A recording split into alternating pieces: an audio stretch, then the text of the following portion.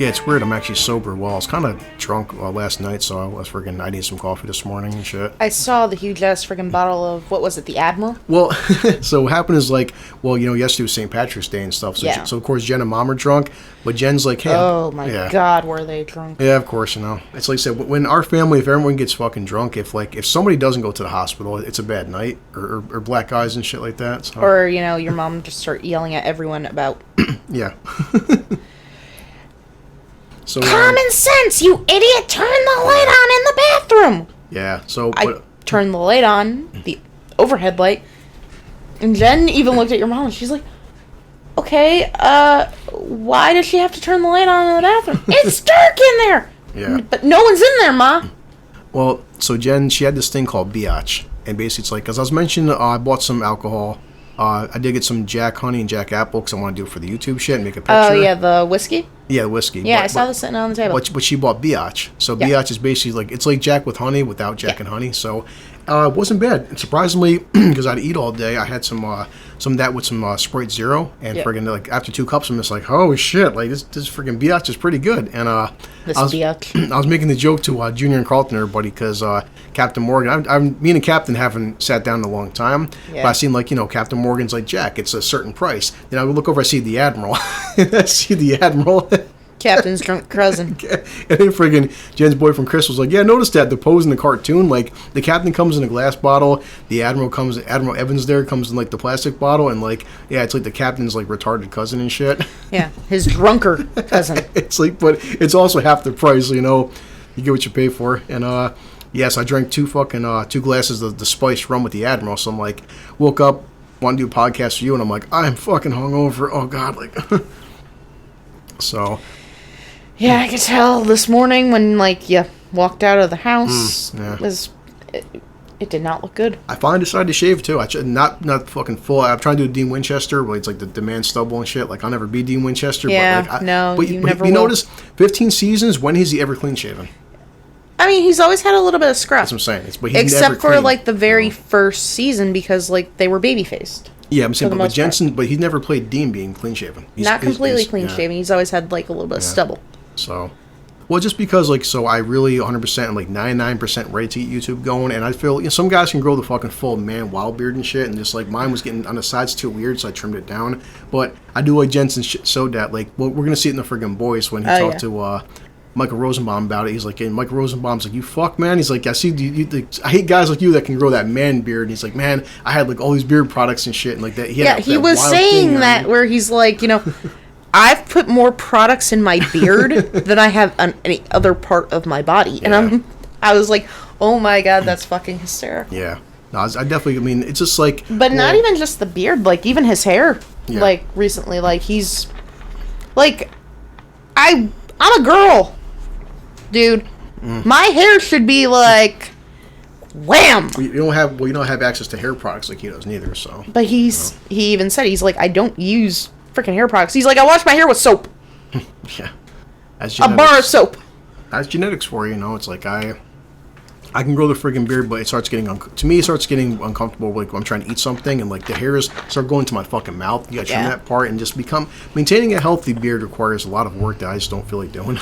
So. Well, Tom Selleck said that years ago about his own freaking mustache. Oh my god! Where you see my upper lip and stuff, some guys can grow a mustache. Tom Selleck's one of them. I can't grow a stash. I haven't shaved in. Tom Selleck's mustache needs to be in the Hall of Fame. Yeah. You figure, I went 4 months without shaving. I still had a fucking little bit of a, not paper thin, but still little stubbly mustache. And a stash like his would take me a decade to grow.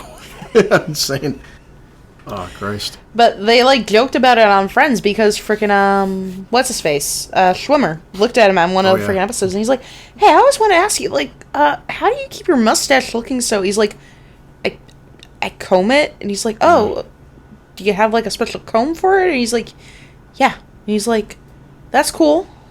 He's looking at me. He's like, yeah. And I'm like, I'm sitting there on this one freaking episode. I'm like, the most awkward freaking conversations a person can have. Ross is fine with Joey and Chandler. Ross cannot talk to any other freaking guys. Ever. Because he always gets more awkward. Yeah. Around other men. So, well, we tried doing this because last time I recorded was with Junior and Lewis, and I made the iMac. So I bought a carrying case for the iMac over Amazon, and I just want to make it We are not saying where we are. Huh? We are not saying on the air where we are. Well, no, I'm just saying, like, right now, this is the premise is we're not home right now, but because, increasingly I was not aggravated last time, but as I said on the podcast, I hate going 3, 4, 5 fucking weeks at recording something. Oh, yeah, no. But just everybody, well, right now you and me, it's like I have weekends off, you have Tuesday and Thursday off. But my schedule during the week has been so psychotic that even during my break, I'm working. And then after break, like Jen mentioned yesterday, Jen tasked me, "Oh my God, bro, are you starving yourself?" So what do you mean? She's like, "You dropped fucking weight." I said, "Because when I do have free time, I'm at the gym. And like, I'm not like The Rock by any means, but no, people can tell I'm already like, I am looking thinner, putting more muscle on." So after work, I'll get fuck home at 9:30 at night, and I get back at 5 o'clock in the morning. So during the week, I don't even have time to record the podcast. And on weekends, everyone else is doing whatever, so I figured it's easier for me to travel to you. So, we're not at home right now, but the premise is I have 2 USB microphones in the iMac carrying case, so, like, if you want to go to, like, your job or something, or a friend's house or somewhere else, we don't have to always be at the house. And it just seems like time frame, even you getting off work today, instead of you getting off work being drained and shit and trying to get a quick hour in before I go to bed, it's just easier me coming to you. It's my day off, and, you can have some free time at work and shit. So I want to make it more portable like that. Yeah. But anybody ever listening, so I did try it this week. It's only $5 a month, which is awesome. But I found a service called Podmatch. And again, I'm not shitting on anybody I know, but like Carlton said, hopefully he'll get a weekend, not be busy and stuff. But I miss doing Zoom meetings with Carlton and Karen because some topics happened this week which I want more opinions about. But I checked out Podmatch, and Podmatch is $5 a month, and you can type in podcasts and stuff, comedy, economics, life coaching, whatever. And what they do is they find other podcasts based on your criteria. So I had 4 matches. I emailed 4 people.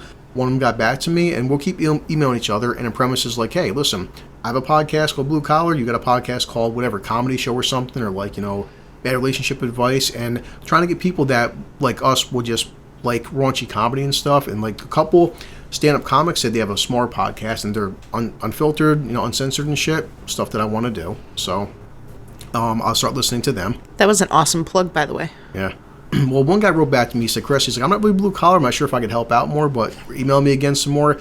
I didn't get a chance to. I'm like, well, the term blue collar, it's blue collar. It's just everyday people. But I still like comedy. But this one woman said she has a podcast where she does comedy, but like bad relationships. I'm like, well, shit, you came to the right person about bad relationships, because, if anybody knows anything about bad relationships, like, okay, so hopefully we'll have fun with that. And, yeah, because it's just like, we've hit that point now where it's like, I was even joking with Al, because Al got busy again with something. I was like, dude, if I don't record with Susan tomorrow, I'm about to put the fucking dog in the podcast, and just like have him in a microphone, panting and stuff too, and give the fucking dog the headphones and the little, here you go, buddy, and see what he does. Because, I mean, goddamn. Because I still feel like, looks so cute. Yeah, like Chris and LaRue, let's do an hour and just have him wagging his tail and shit. And, like, oh, look again, look, he's sniffing the cat's ass again. That's so wonderful. Yeah.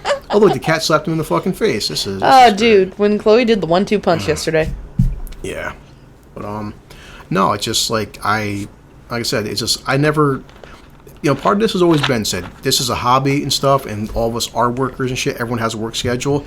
But, I noticed was, well, it's, if you put the effort and time into it, you can find time. Like right now, I had to make the effort where, like, this is why I made this for. This is portable now. So if anybody wants to record something, oh, Chris, I'm busy, or Chris, I can't make over to your place. No problem. I'll come to you then. Exactly. So, and it's never been, I'm not saying you aren't interesting and stuff too, but obviously everyone has different comedic beats and stuff, and like big Al says shit that like you wouldn't say. That's just it's different level of comedy. Or Carlton, you say funny stuff in your own right, but there's certain topics like when some guy puts a USB cord up his dick, you have an opinion on it, but just hearing Al, his reaction to a guy putting a USB cord up his dick is just a different level of comedy than you hearing. Clearly, you guys have penises. Yeah. Like, there's a complete difference between getting a female perspective on something and a male perspective on something. It is. And, like, that's half the problem is like, when we started this podcast in the first place, well, when you started this podcast in the first place, part of the reason you had me and Jen come on is because we're females. We have a different perspective than you guys do.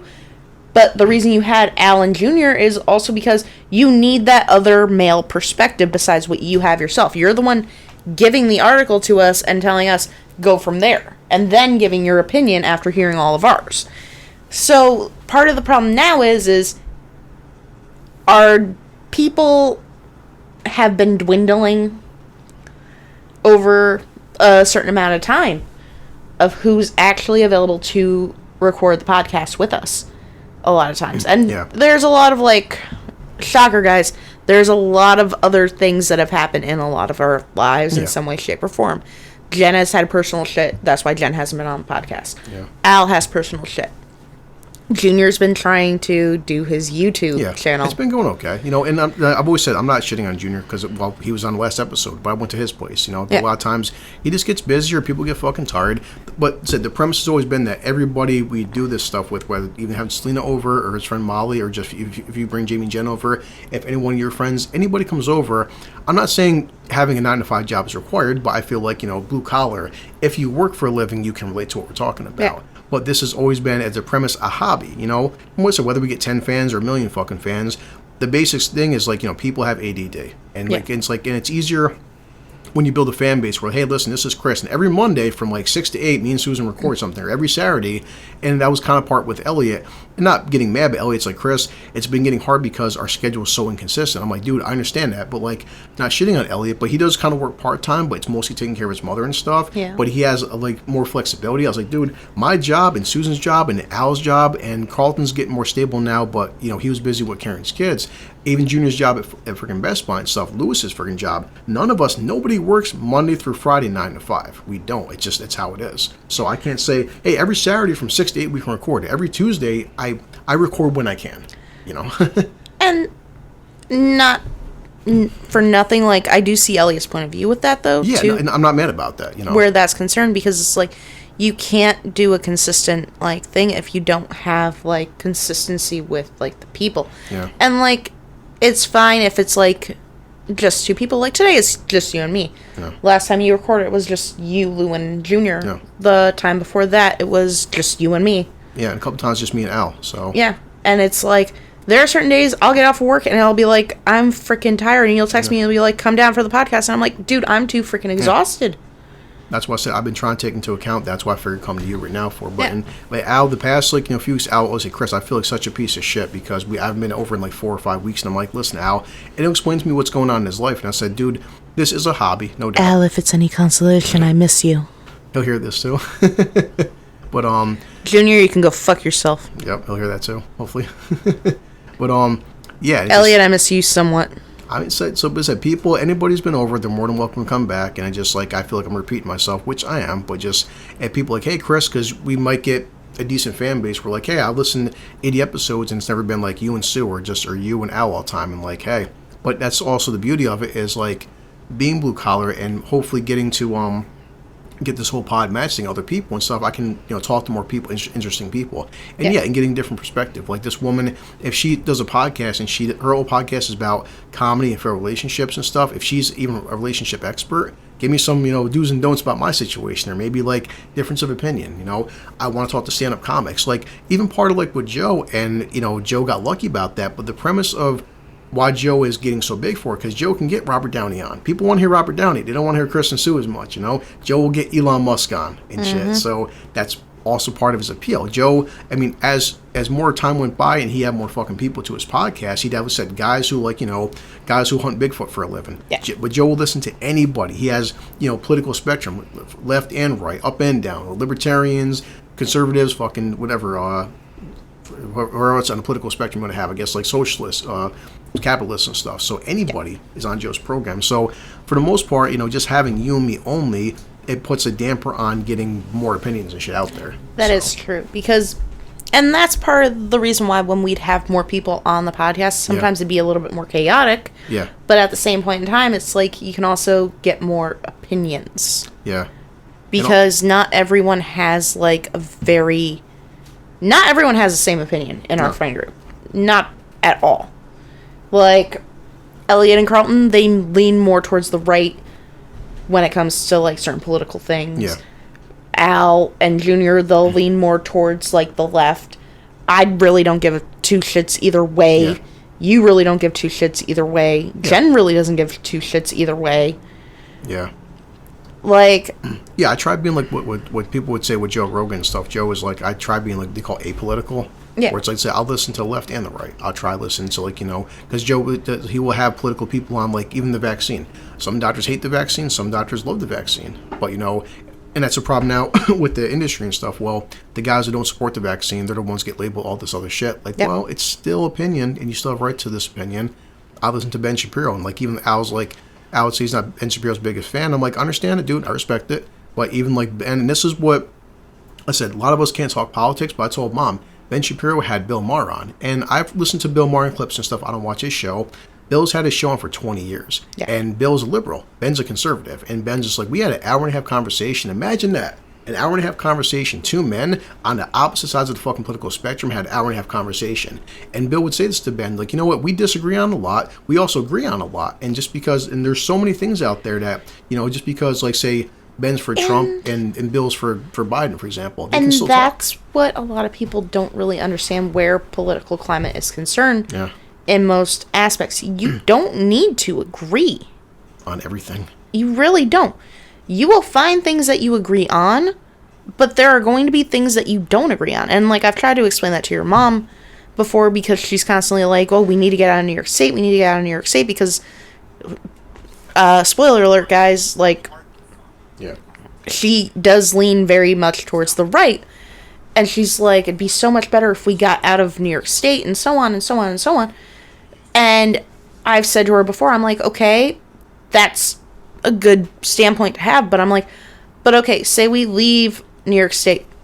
Say we go to Florida, Texas, Virginia, anywhere else in the freaking country. I'm like, there are going to be things politically there that we don't agree with. Yeah. On a very high standard. Probably more so than the stuff that we don't agree with in New York State. I'm like, there are certain liberties that we can take in New York State that we can't take if we go to Texas, Florida, Virginia, and any other state in the U.S.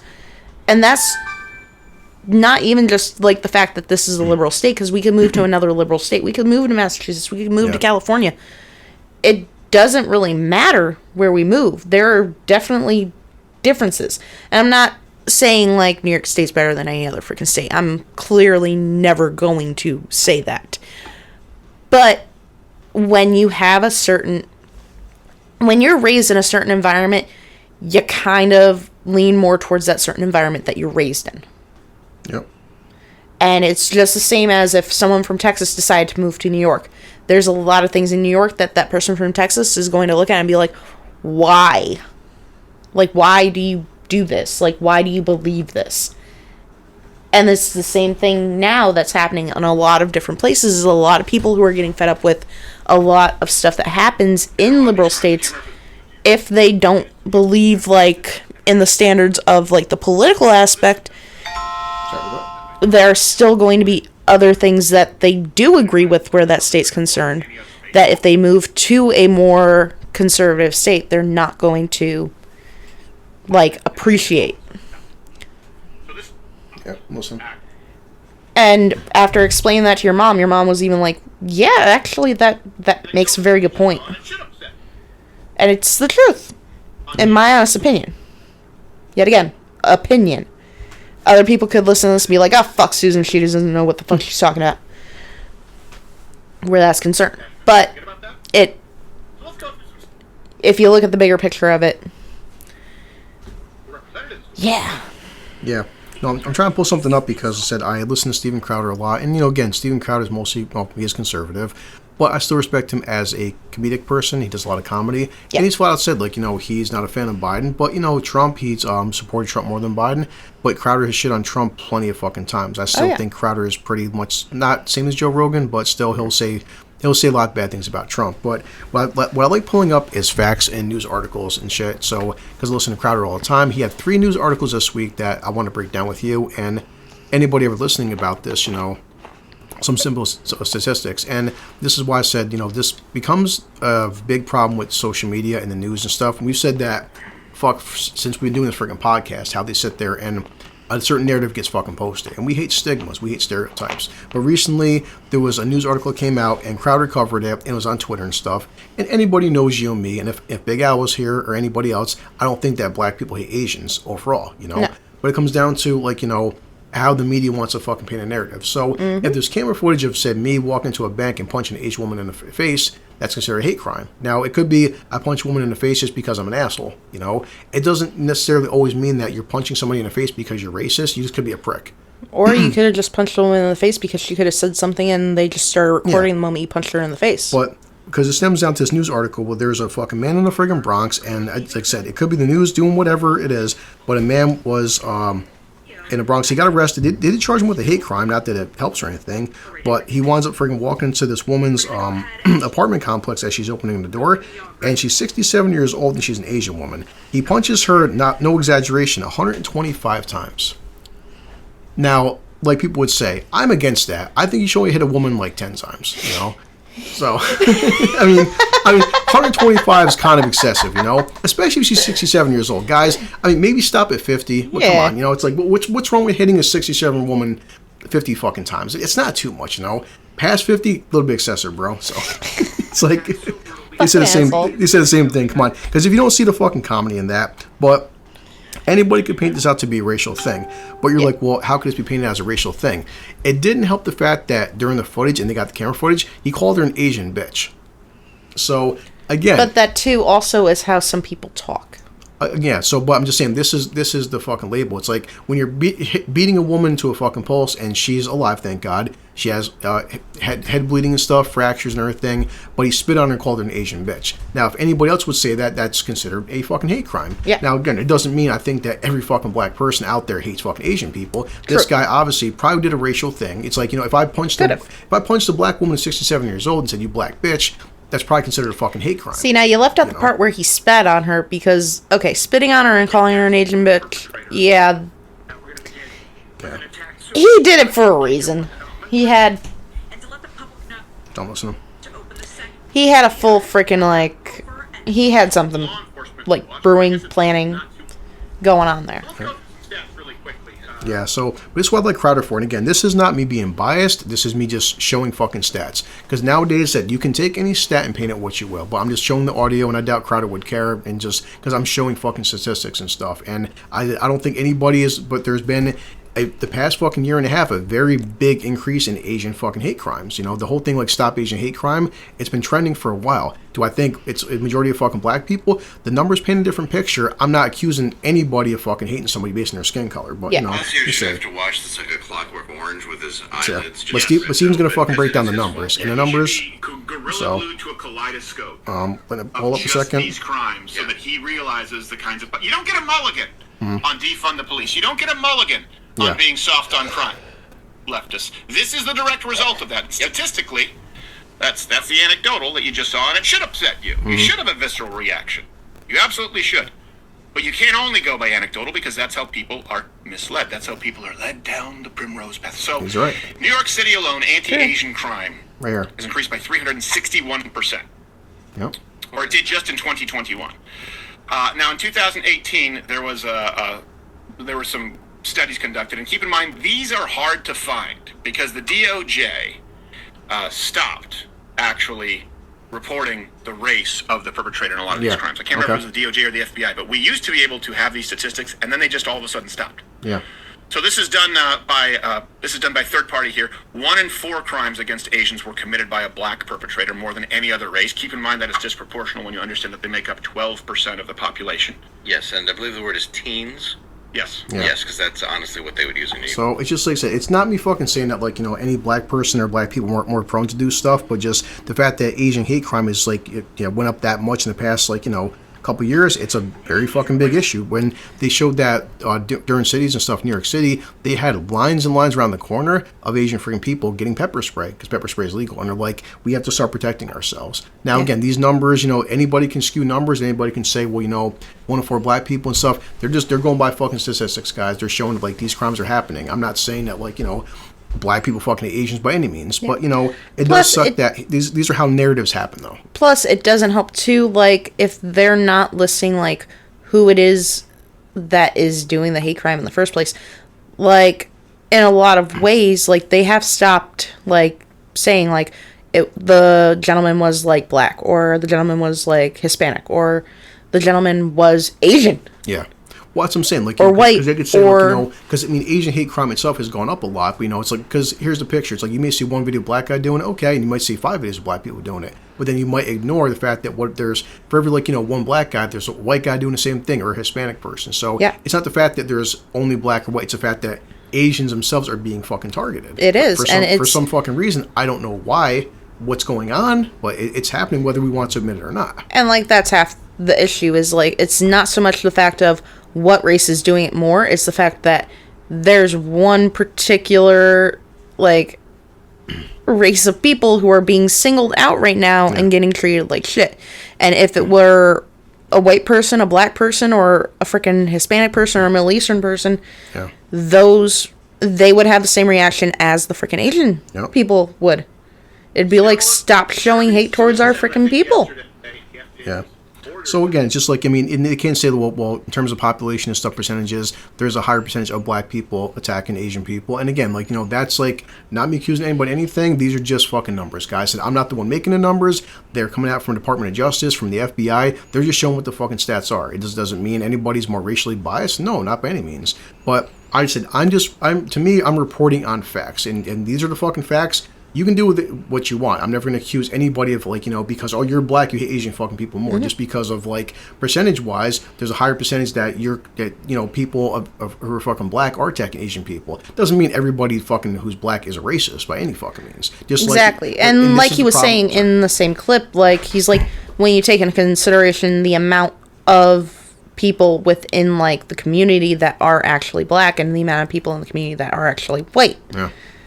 Or Hispanic, or Middle Eastern, or Asian. Yeah, and this is a problem I have with narratives, because now this is like, well, Chris, you can't friggin' blame, like, okay, based on fucking stats, okay, more black people than other fucking races are attacking Asian people. Not me saying anything, but just these are fucking facts. Well, you can't, paint a picture based on that. Yeah, but then that's the same thing as saying when a fucking cop kneels on a fucking black guy's neck, guess what? They're fucking kneeling on a white guy's necks too. But then the fucking picture that gets painted by the media and social media is, well, cops are fucking targeting fucking black people. But you're ignoring all the fucking white guys and Hispanic guys, Asian guys that he fucking killed as well. Exactly. So it's just like, this that goes into it as well, where it's like, when you're taking into consideration the amount of people that are in those specific, like, key ethnic it just said, it's communities. Like, it's people doing horrible fucking shit. Exactly. And the horrible shit needs to freaking stop. Yeah. So it's just like, but this is a fucking problem. Because funny is, like, this came from NBC and stuff, but, like, besides Crowder, and I see one tweet NBC, I see this being covered nowhere, and like by all the major social media outlets. Now, again, if this was, say, for instance, a fucking white guy beating a fucking Asian woman, would it be plastered on every fucking major news outlet out there? But here's the thing, though. Would it be plastered because of the fact that it's a white person doing the crime to an Asian person, or would it be plastered at all in the first place? Because unless it's a white guy attacking, say, a black woman. Yeah. That would get coverage of the freaking masses. And that's the problem that we fucking have. It's just like, it gets painted into but it can be done too, where it's like, okay, say a black man shot a white woman. That would get covered. Well, that's my whole premise about the whole thing. It's just that, it gets painted not by us, by certain most media outlets that said all this hate and stuff and all this racism only happens in one direction. It doesn't. And with Al's been here, Lewis or Junior, we all fucking know it. It gets the stigma constantly. Just only slavery, only fucking racism and stuff. Like all these things happening. It's not one fucking way. It's universal. People are scumbags. So it's like this guy obviously said Asian fucking bitch. Okay, if there's white guys out there who would have said fucking black bitch. There's Hispanic people. There's fucking black people who hate fucking black people. There's white people who hate fucking white people. So racism. There are Hispanic people who hate Hispanic people. I mean, men hate men, women hate fucking women. So there's just like an endless fucking circle of fucking hate. And I feel like, being blue collar, just working people. They're literally the ones who say, no quiero Taco Bell. But, so it's like, it just said, when these fucking news articles come out, but it comes down to this, it's like Al has a fucking mother, wonderful woman and shit. Al said he's even said it. He's like, even my mother's in the fucking wrong. I would defend my mother. I have a mother, you had one at one point. We all have fucking moms, you know. And the thing is, how would anybody react? I can tell you right now, if I was at work, and I wish Al was here for this right now, but he'll hear this. You know, how would any of us fucking react if, like, we're at work and shit, we get a phone call, hey, your mom was going home and 67 years old and some fucking guy punched her 125 times. How the fuck are you going to react to that? You know? Leave work and go find the motherfucker. Yeah, because I can't speak for Al, but I can speak for Al in the fact that I can tell you one thing: if anybody was to hurt Al's mother like that, you better pray to fuck the cops get you before Al does. Exactly. And it's not going to fucking matter what the skin color of the guy who attacked Al's fucking mother. You know, but and this is the fucking problem. Well, and that goes into too. Like, granted, like of course, like mine and Robert's mom passed away, but we still have your mom to some degree, and even though she is like our cousin, aunt, whatever you want to call her, like if we got news that like your mom walked down the street and like some motherfucker walked up and like punched her 125 times in the face and then spat on her and called her a white bitch, you damn best believe Robert be running out of freaking his job. That's a problem I have though. Or like, me. If somebody attacks my fucking mother, it's a black guy, shoot him. Now I'm charged with a fucking hate crime. You know, but then say a fucking white guy punched my fucking mother. Oh, that's just how it is. So, like I said, fuck with Al. If like somebody freaking attacked Al's mother, I'm not gonna be like, okay, well Al, what's the skin color? Oh, he's a white guy. No. Fuck, let's kill him, Al. Well, a black guy punched mother in the face. Well, it happens, dude. You know, no, fuck that. It's like I'm gonna fucking defend Al. No matter what happens, anybody hurts his fucking family or Junior. Junior's mother's a prime example. His mother, I forgot Sharon's exact age, but you know, Sharon is like always been like a second mom to me. Sharon means a lot to me, and she knows it, and I'm like her fourth fucking son, you know? Yeah. And Junior right now said, Chris, someone just fucking punched mom 125 times. I don't give a fuck what the man's skin color is. You better pray me and Junior don't get to you first, bro. Exactly. But with the media, though, and social media, if the guy, depending on what skin color the guy is who attacked his fucking mother, then I'll be the asshole. And that's the fucking problem that we fucking have. So, yeah. But it so comes down to, what grown man are you? You hit a fucking woman who's 67 years old and she's going home 125 fucking times, and goddamn, bro, it's like, what? It's like, what, just, not that I would defend hitting her at all, but like, just hit her once or twice and go about your fucking day, you piece of shit. But like, God, you pummeled her repeatedly, and it's on fucking camera. It's just, and where does that come from? And where's all this Asian hate coming from? I have no fucking idea. Like, because I don't go with it. None of my friends go through. I don't know any of my guy friends that want to beat old women because they're Asian. I don't know what's happening with these fucking communities for. So, you know. And as usual, and the funny part is you see all this hate crime in New York City. And they're showing that it's not happening anywhere else but the city. So it's like, what is a demographic? What is life like down there? I wish we knew somebody that was living in the city. Say, guys, do me a favor. Show me some fucking analytic person that would say, like, what's up with your city just attacking? Is there, obviously New York City is the port of like where everybody comes in, immigrants and stuff. Yeah. There's obviously a very fucking large Asian community down there. So it's like, it's like, what is, but why are you specifically attacking them for? So I don't know. Well, when you take into consideration too all the different like sections within like that city, you have Hell's Kitchen, that's supposed to be primarily Irish. You have Little Italy, of course, mainly Italian. What is it? Frickin' Chinatown, that's supposed to be Asians. Frickin' Harlem's supposed to be, for the majority of it, there's regular Harlem and then there's Spanish Harlem. Yeah.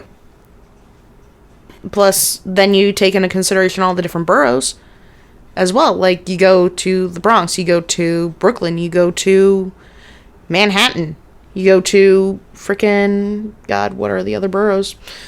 Staten Island? Yeah. You'll have to forgive me, guys. It's been years since I've been in New York City. So, but, you know, we'll move on from that. But I just feel like this affects still everyday fucking people. You know, it sucks that, you know, these articles pop out and said people can call Crowder bias and stuff, but it's like he's showing fucking stats and numbers. These numbers are what they are, which is I'm about to come up with another fucking number. So, yeah. So it's Shapiro's fucking said this himself, and again, people can love or hate the guy. It's whatever. But Ben would say part of Bill Maher, and Bill Maher agreed with him about the anti-vaxxer thing. I've said it myself. Big Al has his own fucking views on the vaccine. You do as well. Ben would say things like, you know, I got fucking double vaxxed, and my parents got triple vaxxed. My kids are vaccinated. And Ben's like, if I was anti-vax, I would have got both vaccines myself plus my parents. But nowadays, if you say that, you know, I'm vaccinated, but I don't think you should lose your job for not getting vaccinated, you're considered, you know, an anti-vaxxer and shit. So, another thing Steven Crowder put up, and I'm showing numbers, guys, and take it what you will. YouTube or somebody or whoever get pissed off about this because they've done this shit before, and I don't care at this point because I said this in the beginning because they've already give us 2 different strikes about COVID stuff and Pfizer and everything. So if you hear this and you get upset about it, no problem. But the thing is, Crowder was, I'm going to play a clip in a second, showing more statistics coming from the FDA. Now, in case you don't know it, the FDA is the Food and Drug Administration. I said before, someone like me, before the vaccine came out, I have really bad allergies. There's people out there who have fucking autoimmune problems and shit. There's some people out there that can't get a yearly flu shot. There's a lot of people out there that when you do get a fucking vaccine, you have adverse side effects. I've said it before and I'll say it again. My friend Mark, he has a co-worker, her husband is a doctor. He got the second vaccine. He was sick for 6 fucking months off it.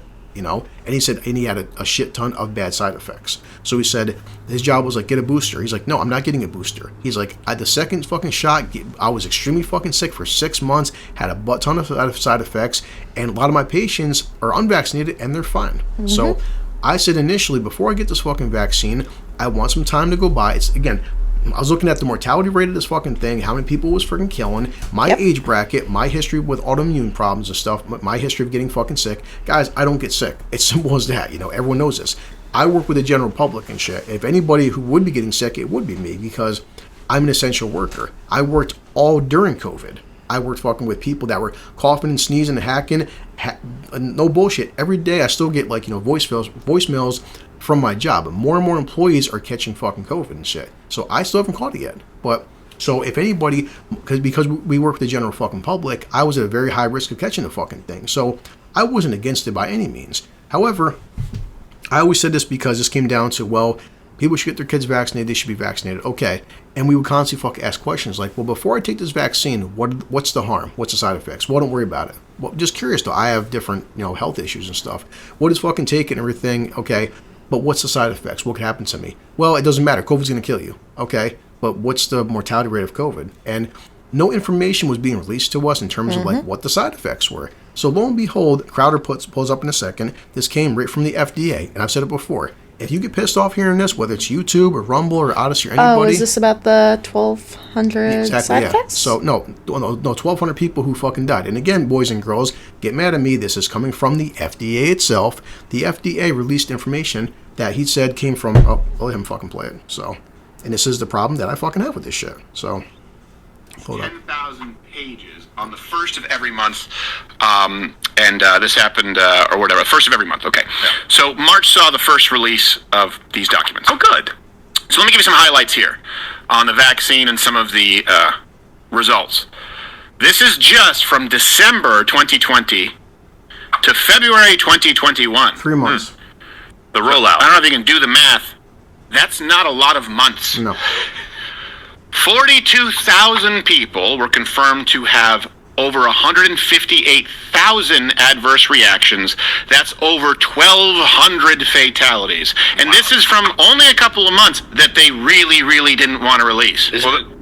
Wow. So people were having like 2 and 3 adverse reactions. Yes. If I'm clear on math. 42,000 people, but 158,000 adverse reactions to it over a 3-month period. Yeah. Huh. Oh. It seems significant. I saw that on CNN probably during that time if we went back in the Wayback Machine and looked. Well, and let's, for example, when people often now say, well, the booster, you have to get a flu shot every year, right? So that's what it's being compared to now, even though it's an mRNA. It's not the same thing as a vaccine. Actually, you don't have to. People just scream at you. Yes, exactly. Doesn't mean it's legitimate. Right. Again, but I'm a people pleaser. Well, no, so I say let's go with that. You're a man. So he mentions the flu shot next. next. The flu vaccine. Let's compare it. There were 4,500 adverse events in 20 months with the flu shots. Not fatalities. So 158,000 adverse reactions from December to February with COVID. 20 months. 4,500. That's 4,500 to 150-something thousand. Wow. Now, here's the thing. How many of... Well, this is something that's interesting, too, if you look at the chart. I don't know if you can bring this up. One of my researchers found this. This is out of how many vaccines, too, right? You would say, well, the reactions out of how many vaccines, so that gives you a percentage. Could be 1 million. From December 2020 to February 2021. That information is redacted, so we don't know the total number of vaccines. We have no idea as to what percentage of administered vaccines resulted in these 40-something thousand people, 150-something thousand adverse events. Now, I'm not saying that means you're likely to have a bad reaction, no. But it's not outside the realm of possibility. Exactly. And I like the way Steven screamed about that, and I 100% fucking agree. And again, anybody listen to this, get pissed off. These are the fucking numbers. And what's scary is, like, so, you know, it would be funny if, like, nowadays, hey, Chris, just curious, you want to get a vaccine for your kid? Sure. What are the side effects? Well, you know, a couple people got sick. No, what are the side effects? It would have been nice to know for anybody a year ago, hey, listen, here's a fucking vaccine, and possibly, well, it's like, what has happened? What's the history? Has anybody had reactions to this? Well, just in 3 months that we knew about, 40,000 people had reactions. Oh, so this would have been fucking great to know before injecting this shit into your fucking children. Yeah. See, and this is also part of the reason, too. Like, now, granted, I did have to wind up getting the vaccine. Part of the reason I wound up having to get the vaccine was because it was almost to the point where we live, they were trying to mandate that to be able to work, you had to have the vaccine. If you worked for a company with over a certain amount of employees, I don't know the exact number, don't quote me on it or anything, but let's just say it was like 150,000 employees or 1,500. I want to make sure I get this name right, Yep. because that's the biggest Something along those lines. I don't know. But anyhow, the whole point to it was if you worked for a company and there were more employees within the company, you needed to mandate that all your employees either be vaccinated or at least have like the first vaccination, or they needed to get, I literally have 1 can left, do not take it. Oh, put it back after. But the whole point to it was if you did not have even the first dose of the vaccine, you had to be tested weekly. Yeah, exactly. And if you were not tested, you were not allowed to work. And oftentimes, that was also out of pocket. So exactly. And so I was not vaccinated yet. I had not wanted to get vaccinated. The reason I had not wanted to get vaccinated was because I'm like, okay, I'm not saying I'm never going to, but I want to see what the side effects are to all the people who have been vaccinated. Yeah, and if because you say that, obviously anything is going to have side effects of any kind. Well, see, if you say that, if you worry about side effects, that means you're an anti-vaxxer. That means and you're against the vaccine. That means you don't care about people's fucking lives. But it's not even that. It's the fact of a lot of like younger males with like no pre-existing like conditions of any kind, after getting the first and second dose of the vaccine, were coming back with heart problems. Can't say that though.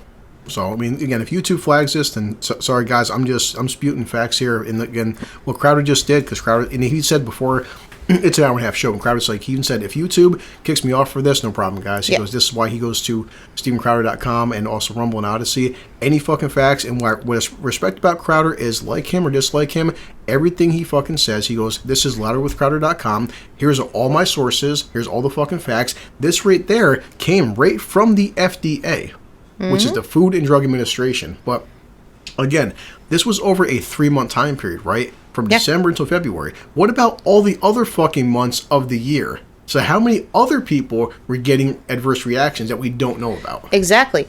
And long story short, where all that's concerned too with that whole situation, I had said to my boss, because he's like, well, you're going to have to go and get a test done every week.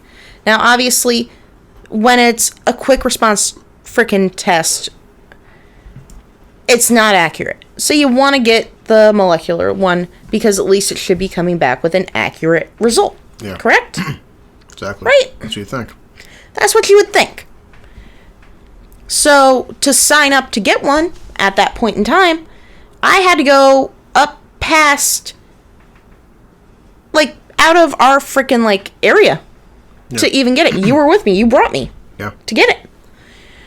And it literally took 2 weeks for me to even get the appointment in the first place. Yeah. That's the first thing. And I had said to my boss, I'm like, okay, well, why don't I just get the vaccine then? Because obviously it's going to be a pain in the ass. It's going to be like every other week I'm not working. And my job's not going to pay me for it as well. And that was the big thing as well. If you weren't tested, they weren't paying you. And that was the number one issue for a lot of people. You figure every single person who is blue collar at this point, we live paycheck to paycheck. Yes, we do. So losing a week's worth of pay because of something that the government is trying to enforce. Or your job. Well, it trickles down. It is the government trying to enforce it onto the employer, and the employer has to enforce it onto the employee. Yeah. So, with that being said, I went, got the test, but before that, like literally 5 days before that, I got my first dose of the vaccine. Went, got tested, went home. Now, mind you, this was also beginning of January? I forgot. I think this happened. Bless me. So, beginning of January, all this is occurring. Now, everyone knows, in January, you're more than likely going to be sick. Yeah. Why? Because it's winter. Cold air hits you, your nose is going to run. Yep. I work in a very physically demanding job, so my body aches constantly. Plus you're old. I am. Shut up. You're older. I get gray hairs. Yeah, you do. No, not just on my head, neither. Ew. Anyhow, everyone knows I smoke cigarettes. It's no lie. Well, it's no freaking secret. It's no shock to anyone. Plus those washboard abs, too. Yep, very much so. But because of that, I cough on a regular basis because, guess what? I'm putting toxic bullshit into my freaking body at my own choice. On a regular basis. So, that being said, whatever. Okay. But I'm going to cough. I have been tired for the past 12 years because my work schedule sucks most of the time. Now, all four of those things that I just listed, mind you, are four of the top symptoms for COVID. Yeah. Did you know that? I knew that. If you have a runny nose, if you have a cough, if you're tired, excessively tired, and if you have body aches. What I've seen so far is like, yeah, guys, I woke up and I had diarrhea, COVID. Guys, I woke up, I had a headache, COVID. Let's see, I was pissing blood, COVID plus gonorrhea, but you know, it's it truly is fucking. If you look up now the symptoms now, it's holy Christ, man. Like, I'm constipated, COVID. But what? That's the thing. At this point in time, also, like, having all these symptoms, I didn't think anything of it because of the fact that, one, it's fucking January and my nose is gonna run. I cough because I smoke. I'm tired because of fucking work and because I freaking like work a job that is physically demanding. Yeah. That is going to cause me a lot of aches and pains. I am literally moving around bins that are filled with, packed to the gills with stuff that weighs more than Chris. Yeah. Well, technically I weigh more than Chris, so it weighs more than me. Yeah, but so it just comes down to the whole thing is like, you know, again, I have to say it again that I'm not anti-vaxxer. I got the fucking vaccine myself. Yeah. Give my kid the vaccine. However, it's like right now, okay, both my fucking legs, I'm starting to get dry patches again. I have psoriasis on my legs. Yeah. And it's just not killing me by any fucking means. I put some lotion back on. But last year, I went to a dermatologist. Dermatologist was like, hey, Chris, listen, we'll try some lotions and stuff. They help out. Also, there's a pill. Okay. The first thing any doctor would tell you, any credible fucking doctor, hold a second, Chris. Okay, we're going to try a pill. All right. Now, this pill has had in the past side effects with people. Before we take the fucking pill, what we're going to do is, and mind you, this fucking pill did work because I took a pill for a month. All my rashes went away. It does work for my psoriasis. I'm going to take it again. But again, try the fucking lotions first. But she's like, before we take the friggin' pill, there's been people who've had adverse reactions to their liver. So what we're going to do is, before we put you on this pill, go get some blood work done. Went to the fucking outpatient, got some blood work done. They were checking my liver functions. Everything's fantastic, fine, wonderful. We'll start you on this fucking pill. I was taking the pill once a day for a month. After every week, they would test my blood again, make sure my liver's okay. Test my liver. A month went by. Liver functions were fantastic. The pill didn't affect me. My psoriasis went away. Awesome. And that was like a year ago. We'll have to take it again. But the premise is that before we put you on this fucking medication, people in the past have had problems with their fucking liver. So before we take this, we'll check your liver functions. If at any time pre taking this pill, you have bad liver reactions, we take you off the pill off the bat because you're having fucking problems. Mm-hmm. So this is the fucking point. Before we give you this medication, this is the side effects, this is what fucking could happen, and we'll test you and stuff. So most people and most doctors will give patients informed information about taking something. So it's like, hey, listen, I have like whatever, stage 2 fucking cancer or something, stage 3 cancer. What can I do? Well, we can try you on this treatment.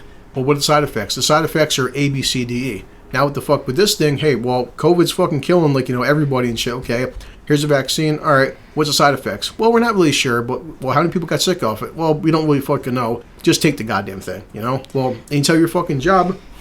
Tell your job, tell people on social media, hey guys, just curious, how many people have died off this thing? What are the side effects? What's the long term? Just take it.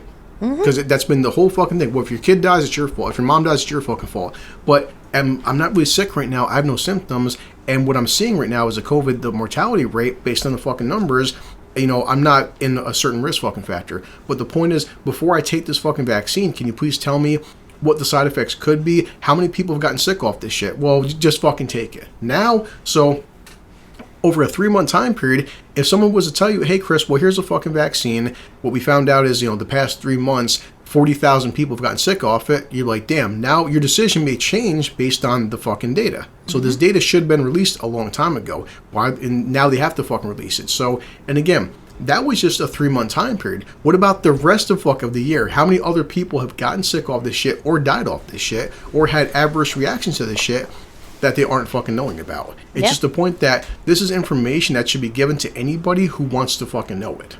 Pause. What? Pause. No, pause it? Okay. Yeah. Sure. I have to pee. Okay, so you gotta take a pee break because, your bladder. I have the bladder of a gerbil. Yeah. Yeah, eat your banana. I haven't eaten anything today. No, it's just so sad because, if fucking poor Al was here and stuff and you're eating a banana, he would have been such an... Al would have been so happy. Susan, your banana. Yeah, so... Freaking Elliot would try to record it. It's like... Yeah, Sue, eat that banana. Yep. And we're gonna make millions. Staring at you creepily, so... Oh, God, we'll get into that another time because I was... It's not your fault, Sue. Well, I was talking to Mark recently about that because I do talk to Mark still, and I was just... different news articles I gotta pop up sometime, but yeah, I might wait for you and Al if we can get you guys together, but I'll have to wait till next time because there's different ways females are making money on the internet. It's kind of disturbing, and at some point I will get your viewpoint from a female. Like, I think you could make more money what you're making right now. You just gotta do stuff like just start peeing in a cup and selling it because people are doing this kind of thing. That's disgusting. Yeah, no, well, it's amazing, but yeah, so, you don't have any kids right now. I'm a dad, but you've been around enough children, and you have nieces and nephews and the like and stuff. Yeah. And this is becoming this thing, so the last news article, so first I showed this to Mom, then I actually shared this to, because Elliot watches Crowder as well, but also I shared this with Junior and Carlton, and I told Carlton at some point, because, Karen is a grandmother at this point, and, certain things, and said, I tried not putting myself in this camp of, like you said, liberal, conservative, Republican, everything. Because some people would take this stuff as being, a certain way. But no matter what side you're on, I feel like, growing up, there's just certain rules that, we were taught. Now, maybe our fucking parents were political or something, but I still feel things like, right and wrong should not be a political thing. Like, if you hurt a child, I don't care what political spectrum you're on, hurting a kid shouldn't be okay. It's both sides should agree on that, I think basic human rights should go with that stuff. But, so Crowder shared something that came out, and I feel like you can't make this shit up, and I'm not sure if this is a liberal thing or leftist thing or who's advocating this stuff. I don't see it coming from a conservative side, but I don't know. But something was coming out from Kentucky, and it's literally called the Sexy Summer Camp. And I'll play some of the fucking audio, and after listening to the Crowder audio, I did Google it and stuff, and it's everywhere, but it's in Kentucky, so let me pull this up, and this is fucking weird. Sexy, I want to make sure I get this name right. Sexy Summer Camp. I keep saying Sexy Day Camp, but it's summer camp. It's more than a day. More than a day. Good, it's a sleepover camp, which makes me feel far more at ease with the general concept. So the camp's founder, Tanya Turner, all references available at ladderscutter.com, even talked about how important masturbating is for children. Get down with yourself, explore your own body. Masturbation is really healthy, and I recommend it to people of all ages. Wrong. All ages. As soon as my nephews could talk, they were doing that. That's what they were doing. Kids touch themselves. Kids start to ask questions, and we teach them the language for their bodies, right? Touch your nose, show Aunt T you can touch your nose. But my sister's not saying that when they're tugging at their penis, right? But It feels good, right? We have to learn ways to talk to young people about this so that they know how to explore their body consensually so that it's not in public, right? Well, if you were to explore your body, you'd need globes and maps. Well, what's wrong if why can't it be in public then? If your nose is in public, right? Yeah. Just tug away. Yeah. Cuban was right all this time. Explore your body consensually. You ask yourself permission Yeah. to touch yourself. I once told Steven to stop or he'd go blind. He said, Dad, screw over here. Yeah. How many fingers am I holding up? Oh boy. I needed glasses, but the joke's on you. I got this LASIK. Yeah. I'll always get LASIK. The clip goes a little bit farther. Let's see. It's this of all ages. Now I get it. Boys touch themselves, sure, but that's not masturbating. That's not the same thing as a boy touching himself. Or guys often when they're sitting watching television, right? You just put your hand down your pants. For some reason, I don't know why. And I'm like, I didn't even realize I was doing that. Never done It's it. warm. Yeah, exactly. I mean, it's a temperate Yeah. climate. That's what it is.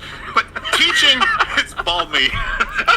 teaching kids of all ages to masturbate. In other words, you know what's going to be going on at the camp.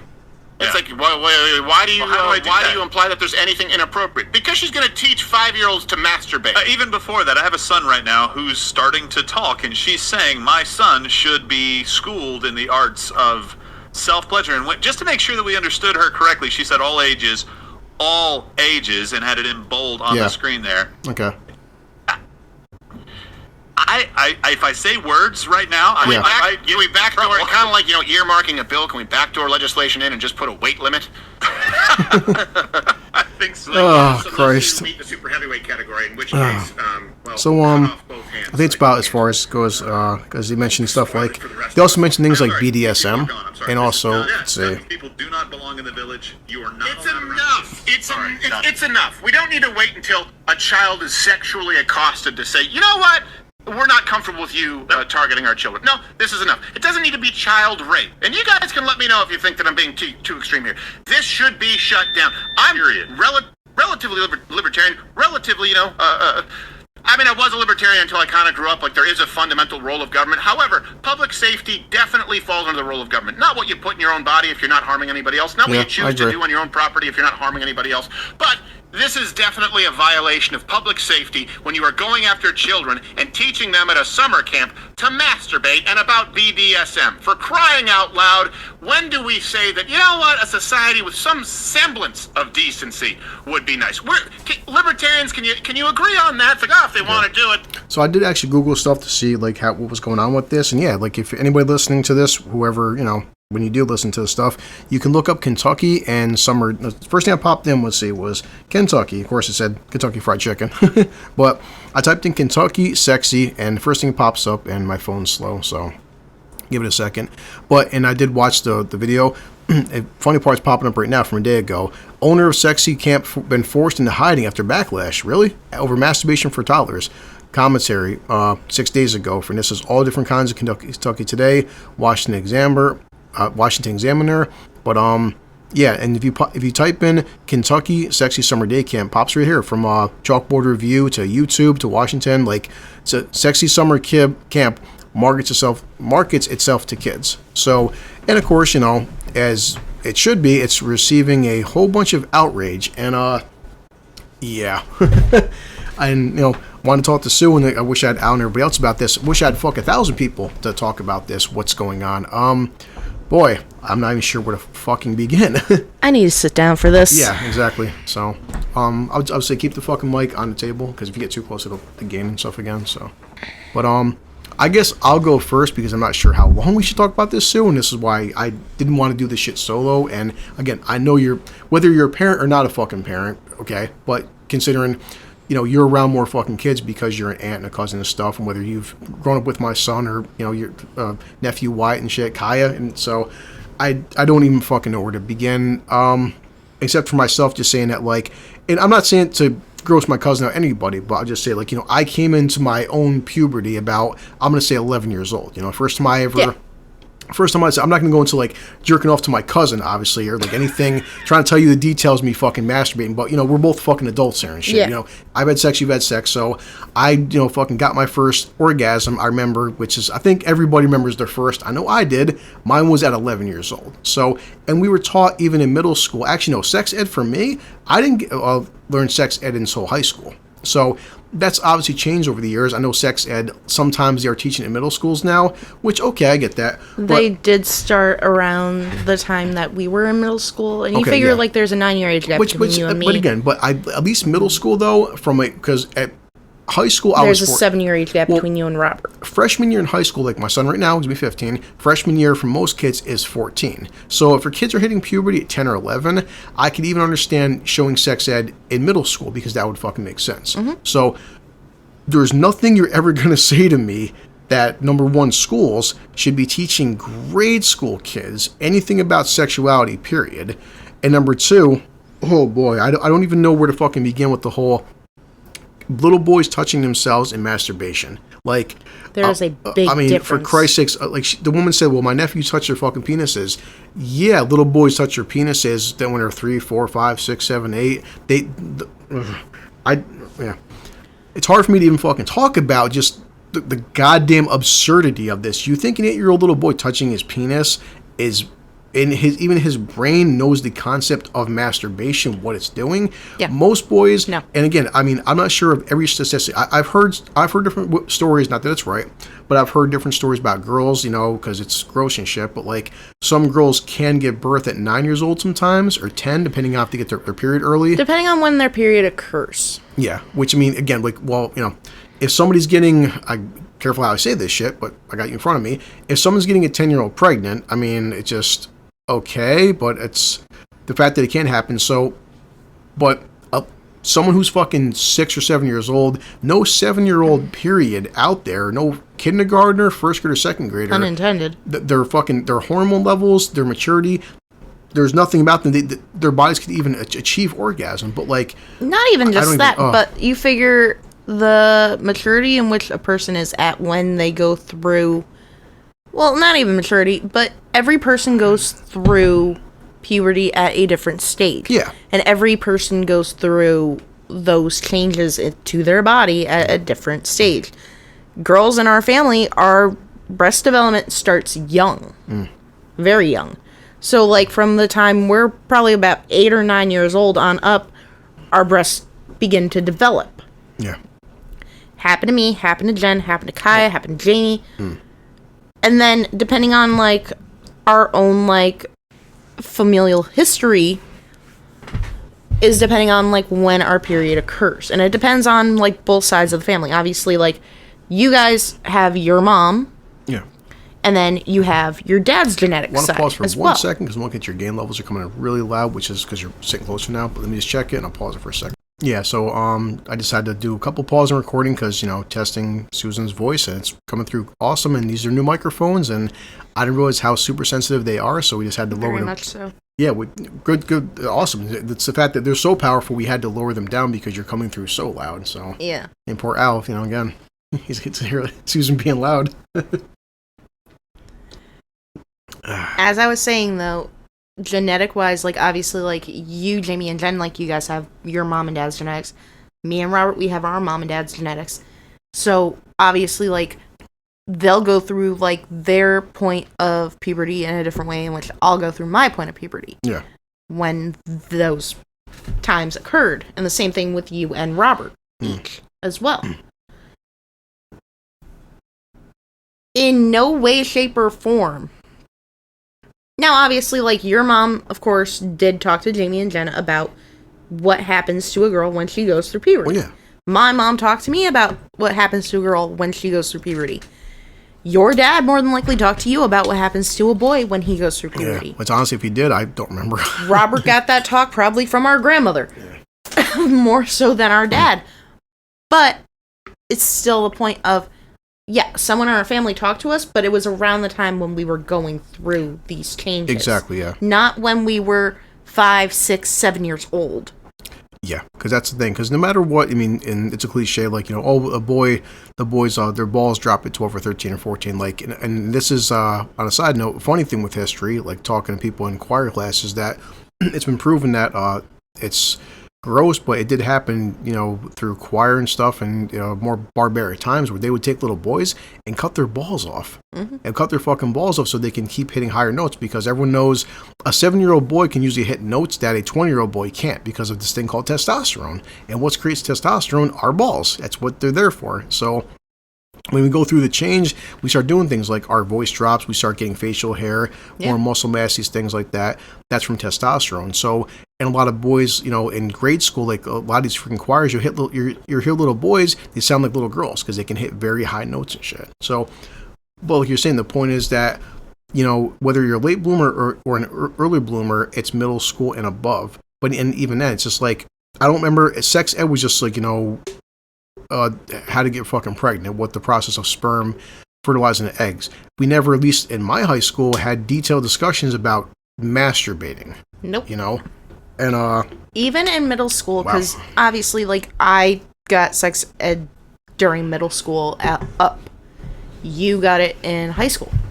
Robert got it in middle school. The only thing that, like, they had an issue with, and by they I mean, of course, like, my mom and my grandmother, when it came to that, and even my dad got kind of pissed about it. Yeah. Was Robert came home and he was like, so they were telling us about all these different condoms and shit, and like the person they had teaching it, she was telling us about what were her favorite types. Oh boy. Yeah. And like the moment he said that, like, and you figure at that point in time, our dad was picking us up and bringing us back and forth to school. Yeah. For our mom most of the time. Our grandmother, if our dad wasn't doing it, she was the one going and picking him up and then bringing him back home. Hang on. Pause it. Your mom's calling me. Mentioned your grandmother and stuff, and, you know, we had to take a pause because of a phone call. So, with the whole teaching kids. Yeah. When he was in middle school, like, the biggest gripe was the person that they had to come in and teach the kids about sexual education. The woman was basically, like, describing, like, condoms and birth control and all this different stuff to the kids, but she was giving, like, her preference to, like, 7th graders about, like, what condoms she uses. And, like, especially when it came to, like, oral sex and, like, different shit along those lines. Yeah. And when Robert was coming home from school, he had said something to our grandmother, he said something to our mom, and he said something to our dad about it. And all three of them are looking at him and they're like, what the fuck did they do? Grab a freaking, like... Pause again. Yep. Well, when you're done, she won't let you finish your story, but it still comes down to the fact that, you know, no matter what situation, I'll be very carefully how I word it, but just, you know, my son's 14, and if any time period someone's like, Chris, you know, at 5 or 6 or 7, if he came out and said, Daddy, you know, I was in 2nd grade and the teacher was showing me a condom or something, or showing me a dildo, or talking about masturbating to my 7-year-old, I feel obligated to walk in there and punch a teacher in his fucking throat for that shit. And that was recently, and again, people can hate though, because Junior first said to me, he's like, Chris, did you hear about the whole anti-gay bill and stuff? Anti-gay bill, and you can't say gay anymore in schools. I'm like, what? So I looked into it. Yeah, that got passed in Florida. Yeah. And Ben Shapiro's in Florida, and I listened to Shapiro, then Crowder, and going through the actual fucking bill, because detractors of this shit try saying it's an anti-gay bill. It's not an anti-gay bill. And I actually had to watch and do some actual research, and this is the fucking problem with headlines. He's like, first off, even Ben was like, the anti-gay bill, that goes number 1 against the Constitution. There's nothing in the bill that says you can't say the words gay. What the bill is actually talking about is the fact that they're trying to have children from kindergarten, which is 4 or 5 years old, to say 2nd and 3rd grade. They don't want them to have sex education, and especially talking about sexuality, because they're saying, well, you're saying we can't talk to kids about being gay and stuff. You shouldn't be talking to kids 5, 6, 7, 8 years old about sex, period. Whether a 5-year-old doesn't know if they're fucking gay or not. Because a 5-year-old can't comprehend what gay even fucking means. It's like I've said before. Christian's 14. You know, I got home from prison. He was 5 years old. I forgot the exact age because, you know, at some point kids age out of stuff. I was taking showers with my son because he's 5. You know, we have the same equipment and shit. But even at 5 years old, if he's taking a bath with Christina, he's still seeing his mother. He doesn't comprehend what is going on. He just sees his mommy. That's it. You know? Jessica, years ago, because she used to take showers with her oldest, who's the same age as Christian. And the thing that, like, got me laughing was she's like, I had to stop doing it after a while because of, like, and, like, he was, like, 5 at the time when it happened. He's sitting there and he looks at her and he's looking and he's like, and what they used to call it for the boys was, in her family, they call it a man. Yeah. So he's looking, he's like, Mommy, where'd your man go? And he's looking down at the friggin' bathtub like her dick fell off or some shit. Yeah. Well, yeah, because he's a kid. So, I mean, and obviously it's different with me because that having a son. So, like, you know, even Christian, like, there was a point where I think maybe he was still 6 or something. I'd still would hop in the shower with him and just show him, you know, at 6, he still wasn't fully comprehending from my aspect, you know, how to, like, you know, this is how you put shampoo in your hair. This is how you, like, you know, wash your butt and everything. And just at some point, obviously, I had to fucking stop because, you know, taking a shower with your 10-year-old is kind of fucking weird. So, I forgot I didn't write down a calendar the exact day I stopped showering with my kid, but, you know, I still was taking showers with him and showing him, like, because she wasn't showing him anything. So just basic hygiene and stuff. My favorite was the day that he made the statement. He's like, Dad and I peed into the freaking drain at the exact same time. Yeah, that's male bonding.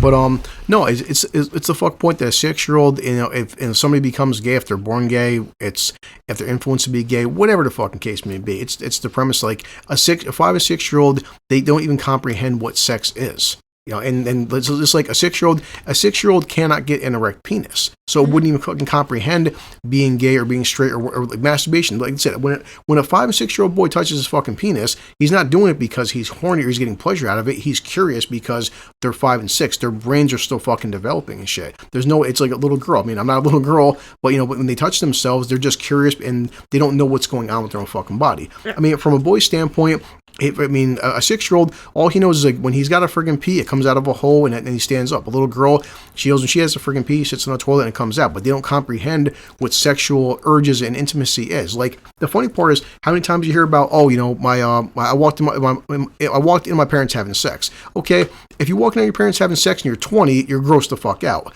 Your 5-year-old busting in, walking in having sex, all they see is mommy and daddy naked. They don't comprehend. They think they're wrestling. Well, if they even go that fucking far. But, you know, if they walk and see mommy and daddy or something, in their minds, it's just my parents are naked without clothes on, but they don't comprehend what the act of sex is. Just like I said, if a 5-year-old fucking boy seen 2 men kissing each other, they just see 2 guys kissing. They don't comprehend the act of being gay. That's what they see. So there's no fucking reason, like, you know, and this was the bill with Florida and stuff, Ben Shapiro's breaking down. You don't need a fucking 2nd grade teacher showing a 7-year-old how to put a fucking condom on a fucking dildo or something. Or even a 7-year-old should know what a condom is. Well, why? You know, that's this whole thing. A woman, just imagine for a second you being a teacher and your criteria is stuff. Well, I'm teaching a fucking summer camp. Okay, what do you have to do? Well, the summer camp is as a 30-year-old man or woman, I'm going to explain to a 5 and 6-year-old how to fucking masturbate. Like, which is bullshit. It's just like, even me saying it sounds fucking creepy as shit. And it fucking is. It is. You know? But same thing with the fucking anti-gay bill. They're saying you can't be fucking gay. No, they don't want, it's like, from their aspect, and I get this, why you guys right now, again, this is, I guess, us growing up differently, why are you so obsessed with sex and children? Like, what is your hurry for wanting to show fucking 8-year-olds sex and pornography? I mean, because the way we were fucking raised, you go to fucking prison for that kind of shit.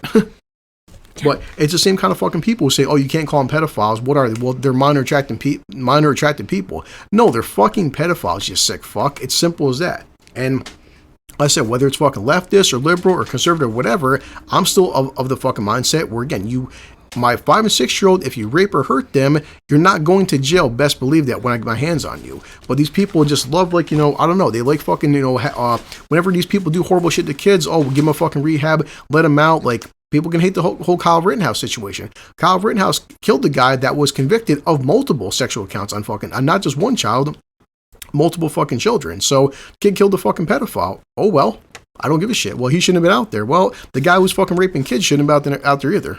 So, it's just like these things are getting really fucking strange. And I'm glad at least, like, you know, the woman is coming under backlash and outrage, and she fucking should be. So, I just, so far, you know, Christian is 14. He's going to high school. I don't have to worry about this stuff anymore.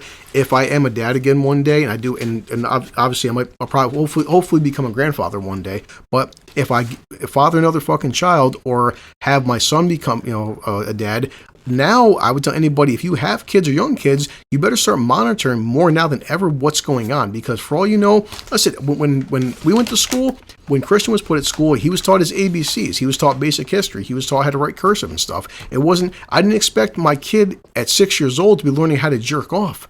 I mean, fuck it. What's going to happen next? Like, what? These teachers and day camp people are going to start fucking just popping in Pornhub to kindergartners next? Like, it's pretty sounds like it. The fact that this woman puts down, like, oh, my nephews, touch your nose, touch your pee-pee. Like the guy said, like Crowder's buddy there was saying, touching your nose.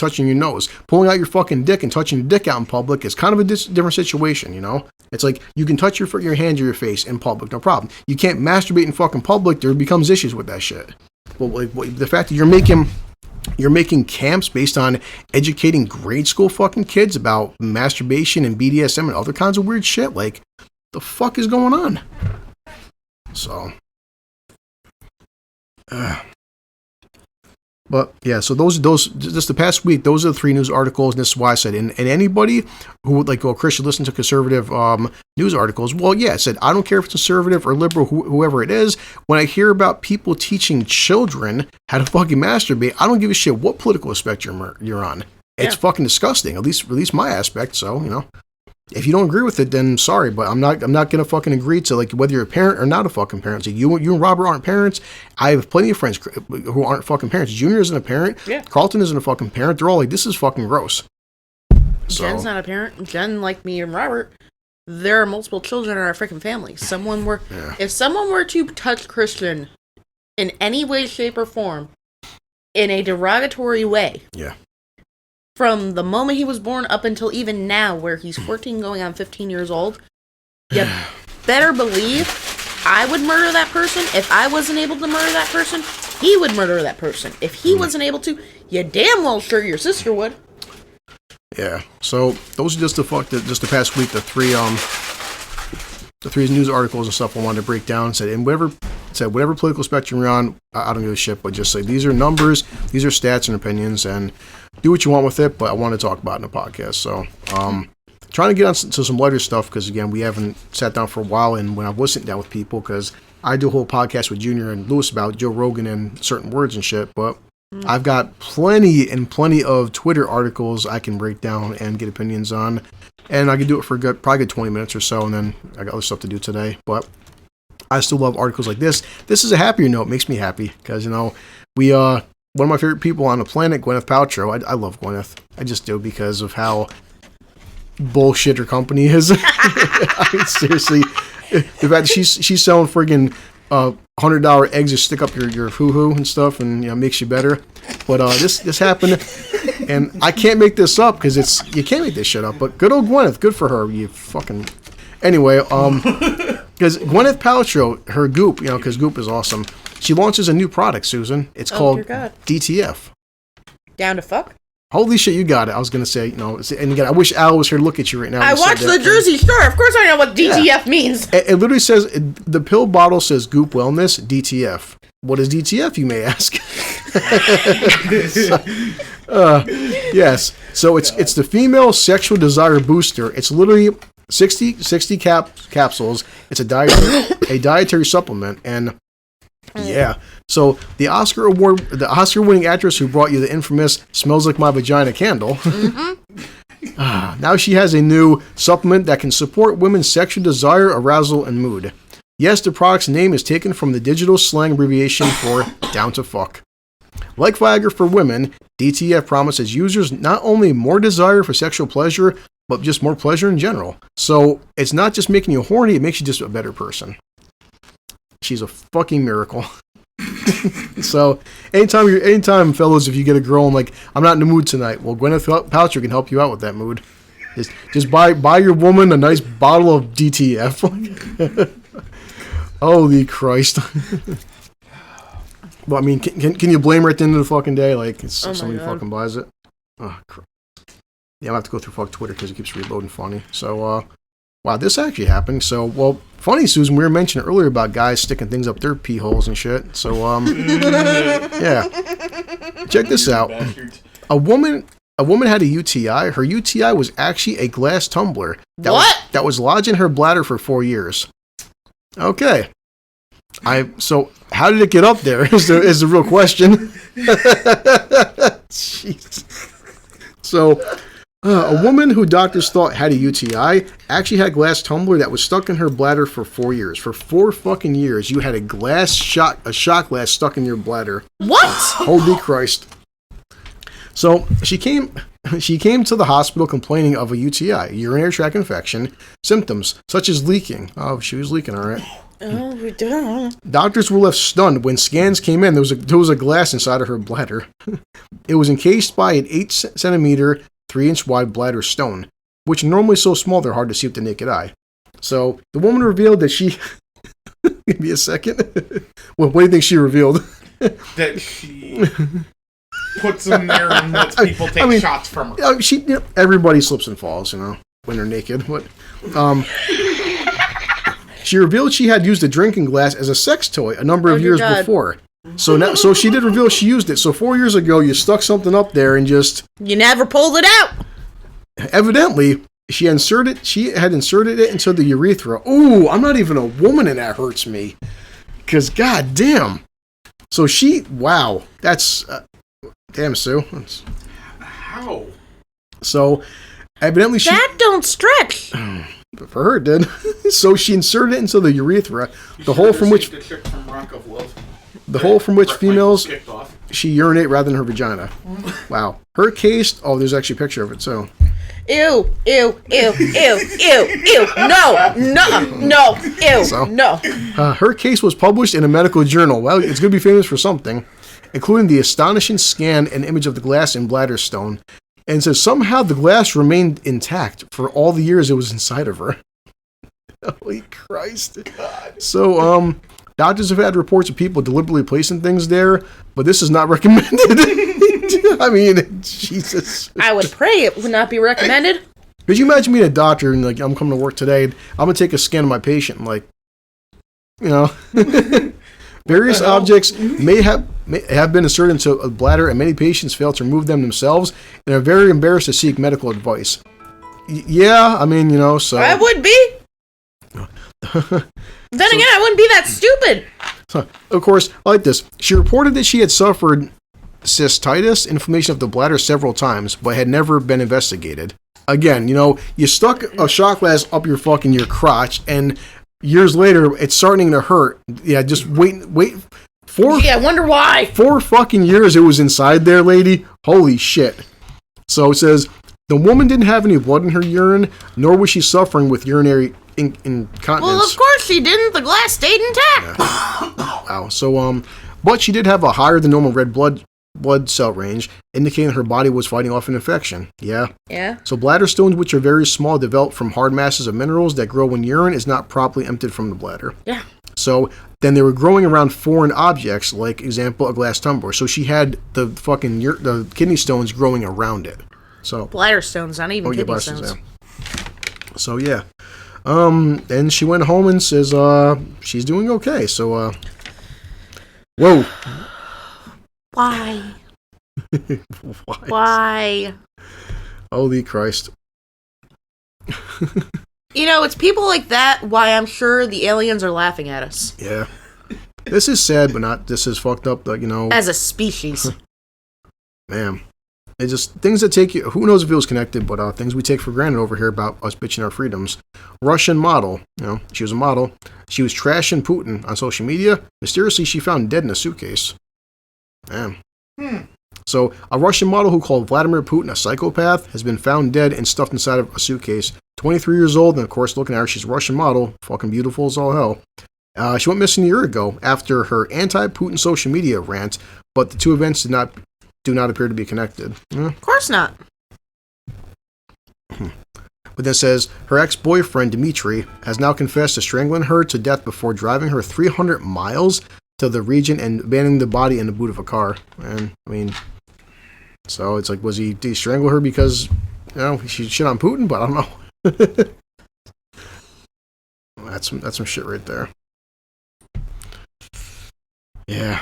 I'm just reading through it. Of course, good old fucking comment section. Oh, great. But yeah, this guy right here, he got a bunch of likes. America is the greatest country in the world because people can at least talk bad about their country's leader and not be found in suitcases. Like, yeah, you had the, fucking right to shit on Trump. So, But of course, they say the headline's just for clicks because her boyfriend strangled her and shit and killed her. Which, yeah. But maybe fucking Putin's people paid him off. So, yeah, this is... you always love the comment section for guys and shit because, again, I'm not a woman, unlike my sister and my cousins with very large breasts, so I don't, But I'm... fucking a man and aware enough to know the fact that when you have massive fucking, a chest, that there are physical fucking problems. Because a woman, now this is would even fucking sure shock Susan and Jennifer, but a woman gets dramatic reduction size of 28H breasts, calling that life changing. Now I know about different letters, but H is a pretty fucking big number for the size of her chest. Oh yeah. Yeah.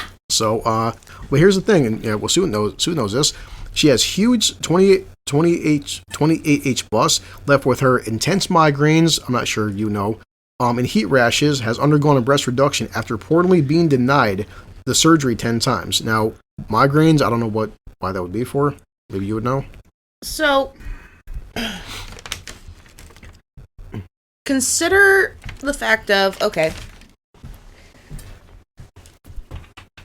when your hair gets extremely long, and if you don't put it up a lot and you just wear it down, okay, it pulls and tugs on your scalp, especially if you're not going to get it cut, and if you have any reason as to why you're going to grow it out in the first place, for whatever reason, depending on also the thickness of the hair and the volume of it. I had to bring hair into this, right? Okay, balding man, shush. So that can happen with a person when it comes to hair. But the same thing can happen if you have something else that is weighing you down. And I don't care, no matter how perky you may think your tits are, your tits are not going to become that perky if not for... It's inside my blue bag right there. I got 3 spare batteries. You can't miss them. Yeah, you'll see it. You'll know what it is. Okay. So, any person who is going to have something that large on their body... You're going to want to do this work. Okay. Take a pause break again. something that large on their body to begin with, it's going to pull. Yeah. There's no amount of perkiness that can come to a woman's chest. Yeah. When you have breasts that large. Yeah, I mean, I just didn't understand how. I get the stuff like the heat rash underneath, obviously the chest. Obviously. I get the back pains. I just never understood where migraines would come from. Well, the migraines also can happen too. Have you ever noticed if you get a really bad toothache, really bad toothache, it'll start affecting even your.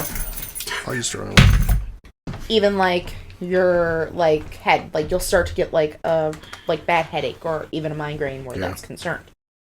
The same thing can happen if you're going through constant pain with your back, or if you have something constantly tugging you down and gravity's working against you. Yeah. And you constantly have to keep them up. And when you have breasts that large to begin with, you can't find a proper bra. Yeah. Either. Well, that's what's funny. So it's kind of sad, but just weird how doctors are sometimes. Because she says that she finally found a doctor to perform the surgery. Now she's down to a 28C. And believe me, 28C is still a pretty good fucking size. Because there's women out there who just can't get anything.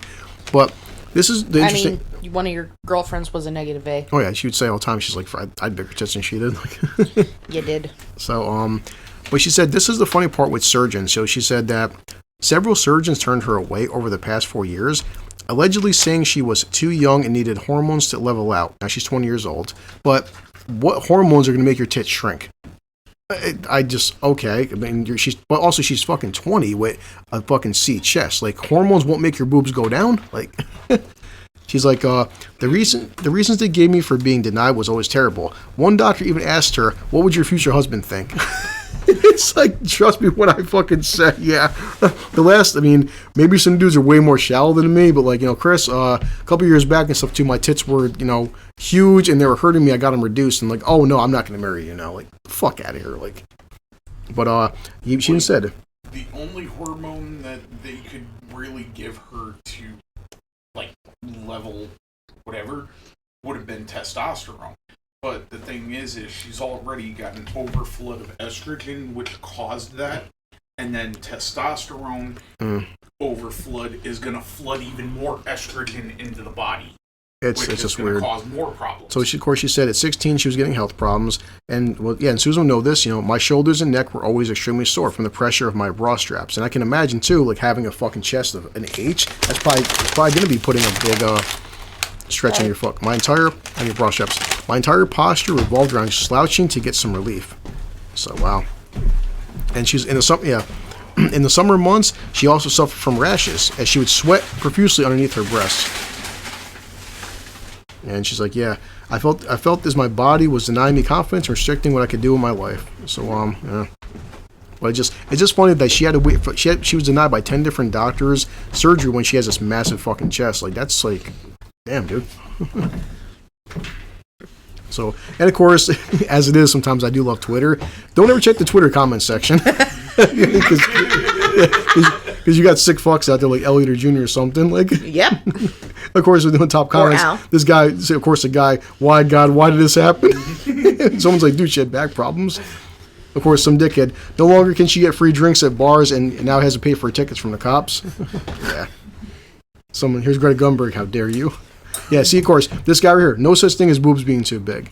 I mean, it's a joke, dude. But, well, some guys actually believe that, though. Like I said, I'm fortunate enough to have, like, sisters and cousins with heavier fucking busts, and I'm not retarded and shit. Like, dude, it's like, the whole thing, tips can't be too big. No, they really fucking can be, though. Like, it's...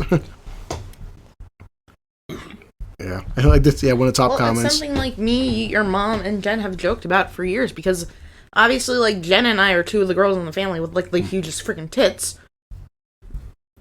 And your mom would look at us and she's like, okay, what the hell are we going to do about the two of you? And we're both like, breast reduction. Yeah, like fucking this guy said, I came here for the comments section. I wasn't disappointed. Of course, one asshole, he's like, yeah, this is life-changing for the worst. It's like, dude. Like that article, so. Like, obviously, the freaking picture, because now it's, we're in fucking March of 2022, and, yeah, boy, guys, so glad that, gas is, like, $5 a gallon for us and $6 a gallon in some places, but I copied and pasted the picture of, on social media, all the places where Thanos and stuff, or Infinity War, and shows a picture of young Gamora. It's like, did you fill up your tank? Thanos is like, yes. What did it cost you? Everything. So, I love that. Oh, man. So... Yeah, there's so a fit grandmother, and this grandmother's like 50 years old and shit, and she's got a better six pack than I got, and she's says she eats up to 150 eggs per month to stay sexy. So a lot of vegans out there, you can't eat eggs and stuff. Well, this grandma's doing it right. So yeah. But one guy was saying, he's like, well, some people are like, 150 eggs are a lot. Yeah, but you figure 150 times 30 days. So 5 eggs a day really isn't that, But no, she's 53 years old. She has tattoos and long blonde hair, and she's very fucking fit, toned abs and stuff. She's in better fucking shape than I'm at. And she's a divorced grandmother of 2, spends much of her time in London getting jacked at the gym, and also fighting off guys half her age that want to date her. But, also the biggest thing is she has what I don't have, the time to spend 3 hours a day in the fucking gym. I don't. Mm-hmm. But her daily caloric count can sometimes reach up to 3,500 calories. I'm eating some days 1,000, which is why Jen's like, Chris, I losing so much fucking weight because I'm trying to right now, if I ate 3,500 calories, I'd have to be active. I'm mostly driving a vehicle all day. So I spend an hour at the gym. Oftentimes with my work schedule, maybe a half hour in the morning, half hour at night. Now, if I was at the gym 3 hours a day, I could easily increase my fucking food intake. But on top of my job is mostly me fucking sitting down. I've said it before. When I worked in the garage, when I was physically active, farmers and shit like that, iron workers, them guys are eating a lot of high calories because they're moving all fucking during the course of the day and shit. So she's that's also too taken into account. Trust me, guys, we are going to do a WrestleMania podcast. It has been decided as of today, about 5 hours ago, that we are doing a WrestleMania podcast, whether Chris likes it or not. I don't care about it. But take professional wrestlers for a high example of that. A lot of them have a high intake of what they have for calories because they are constantly... Becky Lynch once made the statement to Mick Foley's daughter when she was thinking she wanted to become a wrestler. She's like, well, how often do you guys train? And she's like, 9 hours a day. Yeah, difference. She's like, we train 9 hours a day. She's like, we go out and perform every Monday or Friday. You figure our match literally lasts at most 15 minutes. Yeah. And she's like, girls, half the time, she's like, less. But she's like, but we still have to constantly train and constantly keep in shape. And not even just in shape, but in ring shape. Because there's a big difference. Yep. No, it's one thing I've always respected about the sport. Like, you can see people, like, when you see someone like Stone Cold that are fucking rocking, they're tired and they're covered in friggin' sweat and they're barely able to move. Like, the average guy, like, oh, these guys, I could be a wrestler. And, okay, dude, you keep lying to yourself. I'm in good fucking shape. Good. Yeah, you're in good shape at the treadmill at the gym, but you're not in wrestling shape. You know what I mean? How many times? Very big difference between how many times, in even fucking football, in anything, you see them guys up there, you know, fucking linebackers and stuff, or linemen, they're covered in friggin' sweat. They're heaving shit, and they're training all week long for that one game. Well, do you remember Ryback? Yeah. Robert could tell you better than I could. Where Ryback was concerned, he had to, because his metabolism was so fucking fast. Yeah. He had to eat like every half hour on the half hour. Just to be able to counteract his metabolism and be able to, as big as he was. And to gain the muscle mass that he had. And some guys like that. Then that's the difference in genetics. Some guys, I mean, it's the cliche. Some guys, I met people in prison. They like said, I was jogging every day. I'm doing push-ups and stuff. I was working out. I was probably the best shape of my life in prison, but I was going to the yard like 3 times a day because I had nothing better to do. Knew a kid, Justin. This fucking kid was eating triple what I'm eating. Fucking kid had washboard abs, and he's like, Chris, he just wakes up and sleeps. Like, genetics are a bitch. Mm-hmm. I watched this fucking kid not fucking jog. He played friggin', you know, he played cards all day, watched TV. The kid was skinnier than me. And I'm like, fuck, dude, I'm out there jogging every fucking day. I'm playing basketball and lifting friggin' weights, and I still can't get a fucking flat stomach. Kid's living off fucking ramen noodles and chips and shit, and he's still see his tummy and everything, too, and, like, suck his stomach in. I'm like, how the fuck's that possible? Like, fucking genetics. Because his dad was probably a genetic jackhammer. Yeah. So, more shit with fucking with Russia, you know, because it's 2022 and now with Putin and stuff, and I'm not staying involved with that. But I do love when Elon Musk talks, because I'm just a fan of Elon Musk, because he kind of reminds me of Tony Stark, where he's a rich billionaire dickhead and shit sometimes and just says funny stuff. But Elon Musk, he already fucking said that he would fucking fight Putin. He's like, Elon Musk challenges Putin to a fist fight for Russia and Ukraine, and you know, just because it's Elon Musk. And I like a lot of comments are saying, like, you know, you can love or fucking hate Putin, Elon, and, like, you are what you are, and you're a guy who makes Tesla and everything. Putin's a big fucking dude. I've seen Putin with his shirt off, and he's got that old Russian strength. I'm pretty sure Putin could probably fucking bench press a car and shit. Like, yeah. Elon, in all fucking fairness, dude, like, it'd be funny to watch it. One of the top comments, one guy was like, does Elon really think he actually is Iron Man, or he's Tony Stark? It's like, Elon, you're awesome. Take away that suit. What are you? You're awesome for trying, but in all reality, Putin's got about twice your size. I don't think that would fucking work out that well for you, dude. Hang on. Genius, billionaire, playboy, philanthropist. It's like, hey, good for you, Elon, for trying, but I'm not sure, dude.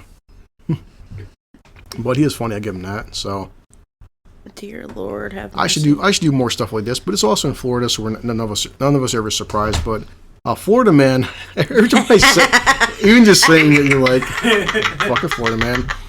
So there's a Florida man was busted after he was at a Starbucks masturbating. You know, we've all been there. I mean, that's pretty tame for it being Florida.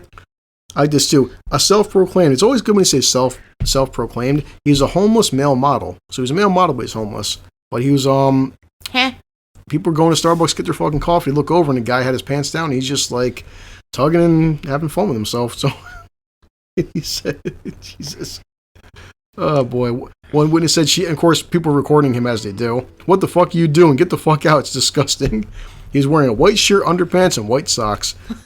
Clearly unbothered. Does the gross deed in front of an American flag in the coffee shop. Man. Oh, come on, dude. Sick bastard. So he did it for about 10 minutes until the cops finally arrived. At that point, he took off to running. Of course he did. And this is why I said, no, I found this article, besides the comedy aspect, because we talked about this before on a separate news article. People often say times like, because I've seen this in other freaking videos, why do fucking cops sometimes pull out weapons for guns and not use stun guns and shit? Because you don't know what's going to happen. I've seen fucking videos where this guy's walking at a woman about your size, Sue, and it was a freaking cop. Shot this fucking guy from, like, we're meeting a robber out right now, but basically fucking point blank. 6 fucking shots, and he kept coming at her to the point, tackled her to the ground, and wanted fucking biting her. As she put fucking 6 shots directly into his chest. So what he was on, I'm not sure. But sometimes people have superhuman fucking strength to do weird shit. And oftentimes, stun guns and tasers don't fucking work. So this guy was apparently fucking homeless. Now, if a homeless guy or a male model is walking around Starbucks jerking off, he may be on something. Could be fucking meth, could be acid, who knows? Or maybe he's just fucked up in the head. Sorry, the fact that you were like a homeless guy, or should I say male model? That's what he says. He says he's a male model. But, so the cops show up, right? The cops shoot him with a dart-firing stun gun. If anybody fucking knows, it shoots out 2 darts and fucking sticks right into your skin and delivers, the electricity current through the fucking darts and stuff. So that's when he got to yanking again. So he pulled both darts out of his body and started sprinting. And prime example, this fucking guy, and looking at him, I mean, come on, he's got to be maybe like a buck, I don't know, 140, 150 maybe, but not a fucking big guy. I mean, I know for a fact a stun gun would drop me in a heartbeat and shit. Yeah. This dude was hit with 2 fucking darts, pulled them out and started sprinting. So sometimes even fucking, the stun guns don't always fucking work, guys. So police shot him. Then he shot him 8 times. They shot him 8 times before he was finally subdued. After hitting the motherfucker with the stun gun, they shot his ass 8 fucking times. 1 bullet, I'm fucking down on the ground. Motherfucker, 8 times. So then he used closed fist distraction blows and kicked him in the lower back area as well. So one of the cops was injured, and so let's see. And they took him, arrested him, obviously. He has a bond and brought him to the hospital, but he's in jail right now. So they weren't obviously fucking fatal blows, but they shot him 8 fucking times. And he lived. So 2 darts from a stun gun, 8 fucking bullets, and the guy was in a hospital, recovered, and in jail right now. So oftentimes you wonder, like, do police get excessive? Maybe they do, maybe they fucking don't. But, you see someone the size of Alec Carlton, a stun gun ain't gonna do much, boys. Why don't fucking cops use more restraint? It's situations like that, that's why. So, and on a side note, I remember talking to Dad about this years and years ago. He said that he knew a woman, because I was like in my early 20s. I was like, Dad, I don't understand how a woman gets raped, because I'm like, and once you kick a fucking guy in the balls, he goes friggin' down. And I can attest to like having a son or something. Sometimes you joke around, your son may accidentally flick you or something, or knee you, or just like jumping around. I've had a baby come like within like inches of my fucking nuts, and I'm just on the ground, it's like, holy shit, I can't fucking breathe and stuff. And I can't comprehend how you can kick a man in the fucking nuts, he doesn't go down. And a coworker told my father that, like, this guy fucking raped her, and she said and he's like, why didn't you defend yourself, and what'd you do? And she goes, I hit him, kicked him directly in his fucking nuts with everything I had, and he didn't even fucking blink. Like I did nothing to him, and as he fucking raped her, and she hit him again and tried fighting him fucking off, but all her fucking force kicked the guy in the fucking nuts, didn't do nothing to him. So there's all different levels of pain tolerance and craziness, and some fucking dudes, it doesn't do shit. So it's fucking scary out there, because this was me being a younger fucking kid. I'm like, Dad, because I know if I kicked in the fucking nuts, I'm not walking for like 3 or 4 days. Some guys got that in them and shit. They're just fucking insane. Mm-hmm. So, well, that's like the freaking one scene. I know it was meant to be funny and shit in fucking Avengers Endgame when Gamora sees Quill, and Quill sees her alive for the first time, and he walks up and he's like, Gamora, and she stops and she knees him. But then she needs him a second time, and he's like, you missed the first time. Yeah. You got them both the second.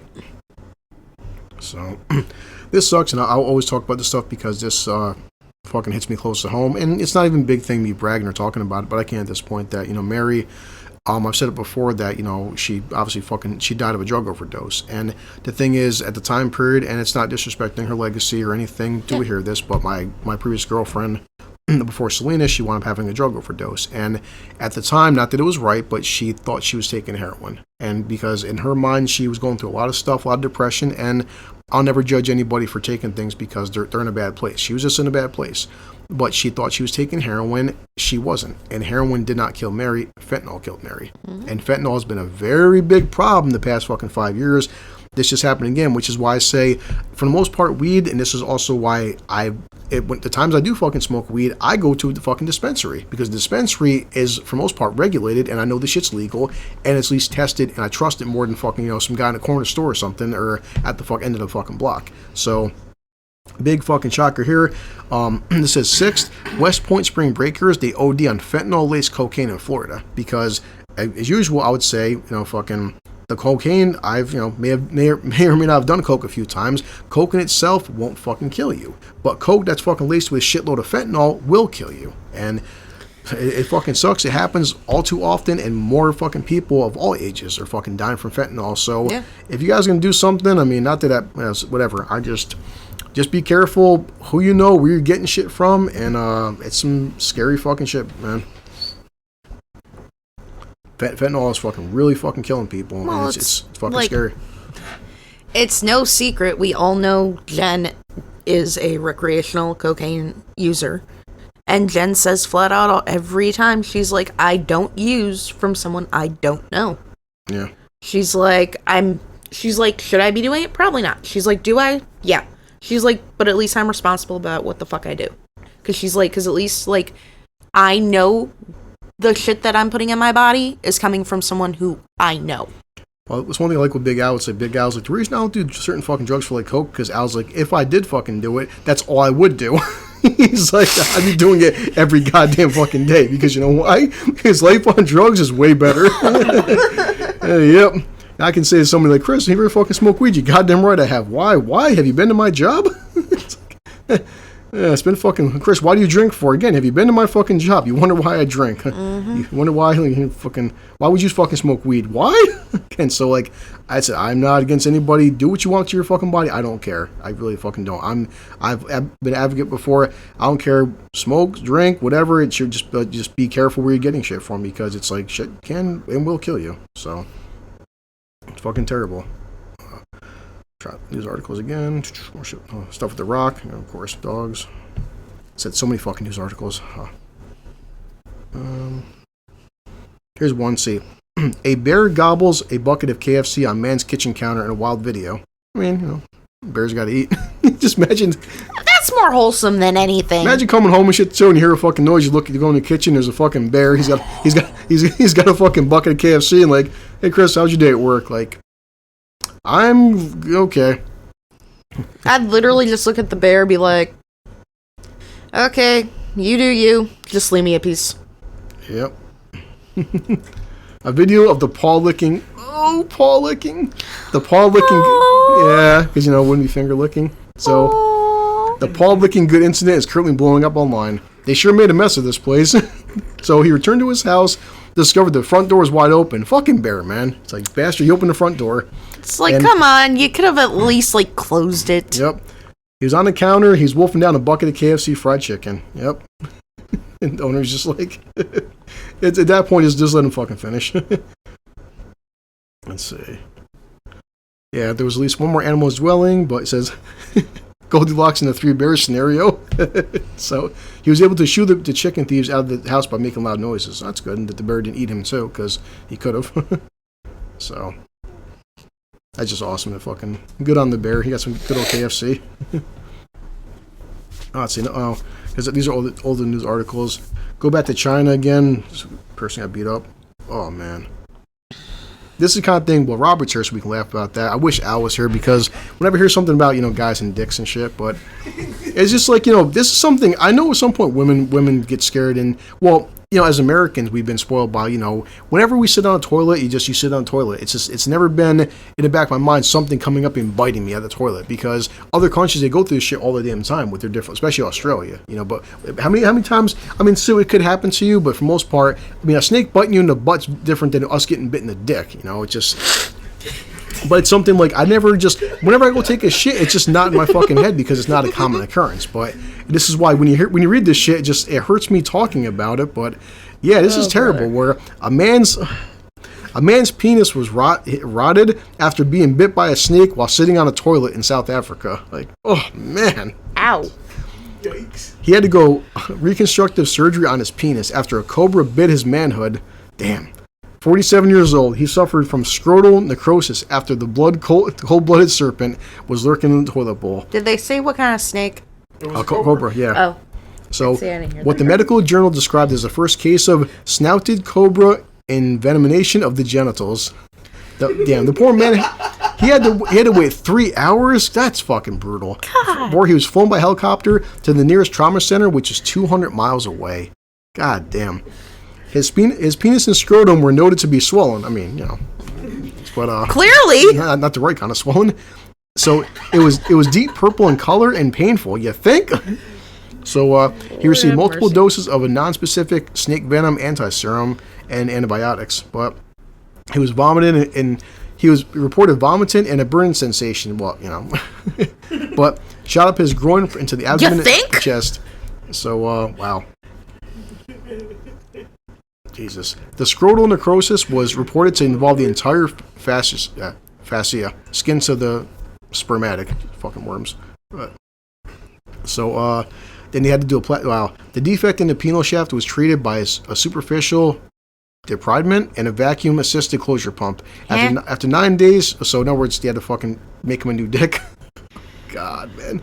So he has a prosthetic penis. Yeah, I mean, he made a full recovery in a sense. It didn't kill him. Prosthetic penis, but when it's... And he when gets it to falls live off, to tell hold the on, world when it how falls he off- lost his when it penis falls due off, to a snake. He's a flat-chested woman now. Damn Cobra. I just said things that like, oh boy. I just don't sit down worried about, you know. Yeah. So that's what. Arbuck, I choose you. That sucks.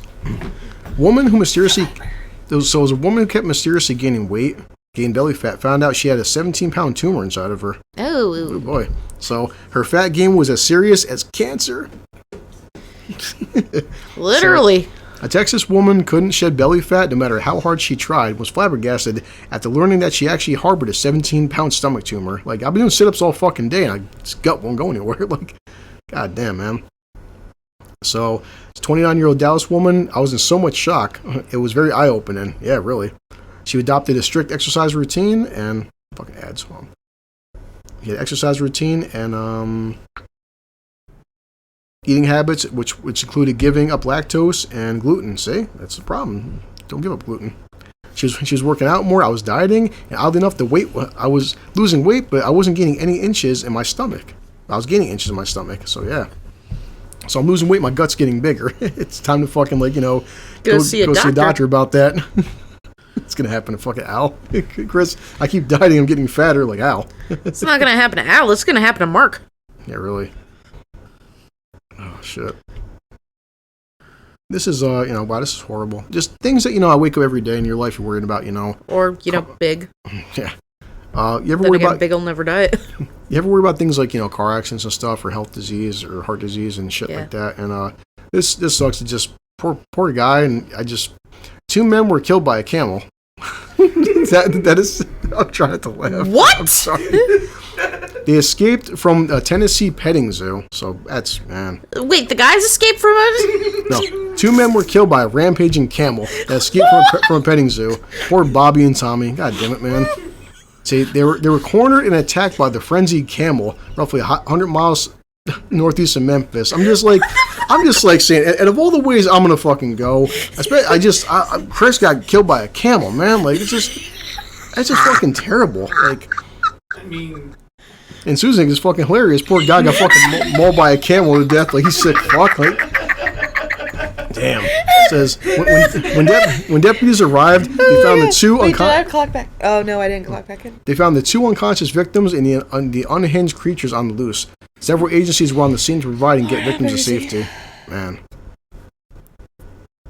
Yep. So of course, then the cops had to put the camel down for safety, of course, because they already killed two people. But yeah, it's not clear how they got loose. It's just the point. I never imagined a camel could kill a person. Like, holy shit! But it says here's a camel expert. He told the outlet that when they're fully grown, the animals have enough strength to crush your arms and legs along with your neck while kicking forward and backwards. Never knew that shit. Because again, like how often do you see a camel in your everyday fucking day life? But so most animals can only kick backwards, like horses and shit. Camels will do a combination of all those things while kneeling forward and crushing you. Oh shit. So got one of the guys, janitors. I sure many laughs and obituaries, but just it's fucking sad, And as you do, don't read the comment section. It's another thing. If you have a loved one that dies of something horrible or comical, never go on fucking Twitter because shit. Oh Lord. So, I mean, but of course, it's good to see fucking both rest in peace. I did not have double murder by camel on my 2022 bingo card. Of course, some asshole's like, look, they got zebras too. Oh, man. kind of have a dirty joke for this one, but I'm gonna. The camel has been plotting its revenge for 4 years after men taunted it on a visit. Disgusted as a tourist, it successfully slipped away and hunted each man down in succession before turning itself in. Jesus Christ. Dirty ass camel. Dirty ass camel. Here's one, so I'll do 5 more minutes, because I just love, this is why I try doing comical stuff. A brazen couple caught having sex roadside in Google Street View photos. I mean, you know, I've been with women, but just, yeah. This is not the kind of roadside attention Google users were expecting. I mean, Chris, we all know you wouldn't be able to last long enough for it to be picked up on Google. So, yeah, well, the explicit images were reportedly taken on Duke's Highway just outside the Australian town of Keith. The saucy snaps show the amorous... Freaking Australians! Yeah, the amorous Aussies, they were enjoying each other's company. I guess they were. In front, and next to their silver BMW. So they got out and just decided in the middle of the fucking road, like, you know what, let's... Yeah, but he was behind her, getting into her doggy style, and looking up, too, with the sun, like, Jesus Christ. He says, crikey, the amorous Aussies were seen enjoying each other's company, with the woman bent over the hood on the silver BMW. So, like in one image, snapped by a Google Street van, the woman can be seen sporting a startled expression on her face, seemingly surprised that she's been busted in the roadside romp. God damn. So, according to South Australian law, they get a $1,100. Get out of me, mate. Get out. Yeah, so they get $1,100 fine or up to 6 months in prison, which would be jail. I don't know, man. That's just fucked up. Like, I couldn't imagine, like, what are you in jail for? I was fucking my girlfriend on my car. Like, what? You'd get high-fived. Yeah, I mean, I'm just like, I don't know, certain things like public lewdness, not on the side of the road. I mean, you know, I don't know, like, damn it. Like this guy said right here, he's like, he stopped to fill it up. Ding. Yep. Oh, man. They thought they were alone. They did nothing wrong. Google should mind their own business. I mean, seriously. He's like, man, here's the fucking Twitter. Maybe he was just checking her temperature. I mean, this guy was like, at least go into the bushes or stay in the car. Yeah, it's really. Australia. They don't have bushes. They weren't in the outback. See, this is a man that I agree with. This is why I tell Elliot to make a Twitter account. Are you Susan? Or it could be the Street View vehicle guy stopped to rescue the damsel in distress. Yeah, I mean, yes, maybe he's just helping her out. Classy. Good old BMW. Oh, Christ. Oh, God. They show a gift. Susan loved this. He's like, and that, kids, is How I Met Your Mother. Yes! They show fucking Ted. Oh, Jesus Christ. They read the road ahead sign wrong. Road ahead. Well, I show a picture of Dumbledore clapping. Yep. Oh, wait, or is it the... Yeah, it's the fucking one top right that other one. Oh, man. Good old fucking Google. I mean, I'll just do one in a while because I don't want to delve in it too much because it's terrible. But, you know, I said it's like, it sucks with the whole fucking bomb in Ukraine and stuff, and just more civilians keep dying. But, yeah, they showed a picture set of a Ukrainian man was sobbing over his son's blood-soaked corpse and shit. I think I might do this with Junior and Lewis, but just, you know, just more, a lot of civilians being getting fucking killed with these bombings and shit, and just, it's terrible. I mean, so I can't cover it because it's literally fucking course with the way it's happening. And it's daily at this point. It's like fucking 10 times a damn day. And that's what sucks about the situation is like because of social media and the world we live in now, the more it goes on, the more we just keep hearing about it. And just like, I can't, you know, it's like, it's funny as it is with New York City shootings and murderers, guys. I mean, fuck, I can make a 5-hour-a-day podcast just showing how many times my phone pops up. Someone else is dead in New York City. Someone else is dead in New York City. Someone else is dead in New York Chicago. City. Like, it's not that I don't fucking care, but just like, or I'm even like, you know, numb to it, but just like, it's so often now, people just are becoming numb to it. It's fucking crazy, but yeah, it just fucking sucks that like, you know, my 14-year-old, I just never have to worry about so far every day my kid going to high school and like, you know, a bomb attack hitting his fucking school. Like this guy had his fucking kid was still in a soccer uniform. Guy fucking, he was dead, and he's just on a stretcher in a hospital crying over his fucking 15-year-old just got fucking murdered coming home from school by a missile. Like, it's just, one thing's boys and girls, like, take advantage of the fucking freedoms that we have, because I just never had to worry about, or my parents never had to worry about Chris coming home from soccer practice or football practice and a missile landing on me because of fucking Putin and shit, and just, yep. So, a little bit dour, but trying to look up. There's articles. There's the bear. Okay, there's cobra biting. Let's see. Wow. I'm trying to go through it. Alec Baldwin. Yeah, so have you guys heard anything about the whole Alec Baldwin thing and the Rust? There's been, like, the past few months, a lot of fucking news articles. I'm not going to go through all of them. I haven't heard too much about it. Yeah. The last thing I heard where Rust was concerned was when I listened to, well, not even listened, just watched the podcast between Rosenbaum and Jensen Ackles, and was the tail end after Rosenbaum put up the podcast where he was saying, he's like, it's kind of sad, like, everything that had happened after the occurrence with Rust, where he's like, Jensen, at the end of our podcast, he's like, he's so excited to go and, 1, work with Alec Baldwin, 2, do a freaking Western style freaking, like, movie, like, and it's something he loves. Yeah. To begin with, and he's like, and now everything with that is just up in the air. Yeah. They're not sure if they're going to continue filming or if they're just going to, like, can the whole thing outright. It's been a few months now, and I haven't covered it too much because I try to do it,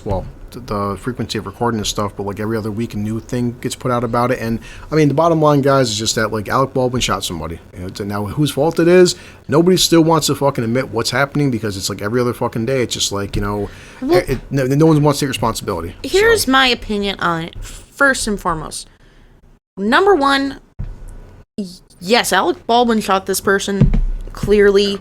Like, if under any circumstances, like, if it was a normal situation, he would be the one held responsible. Except for the fact that it was a prop gun.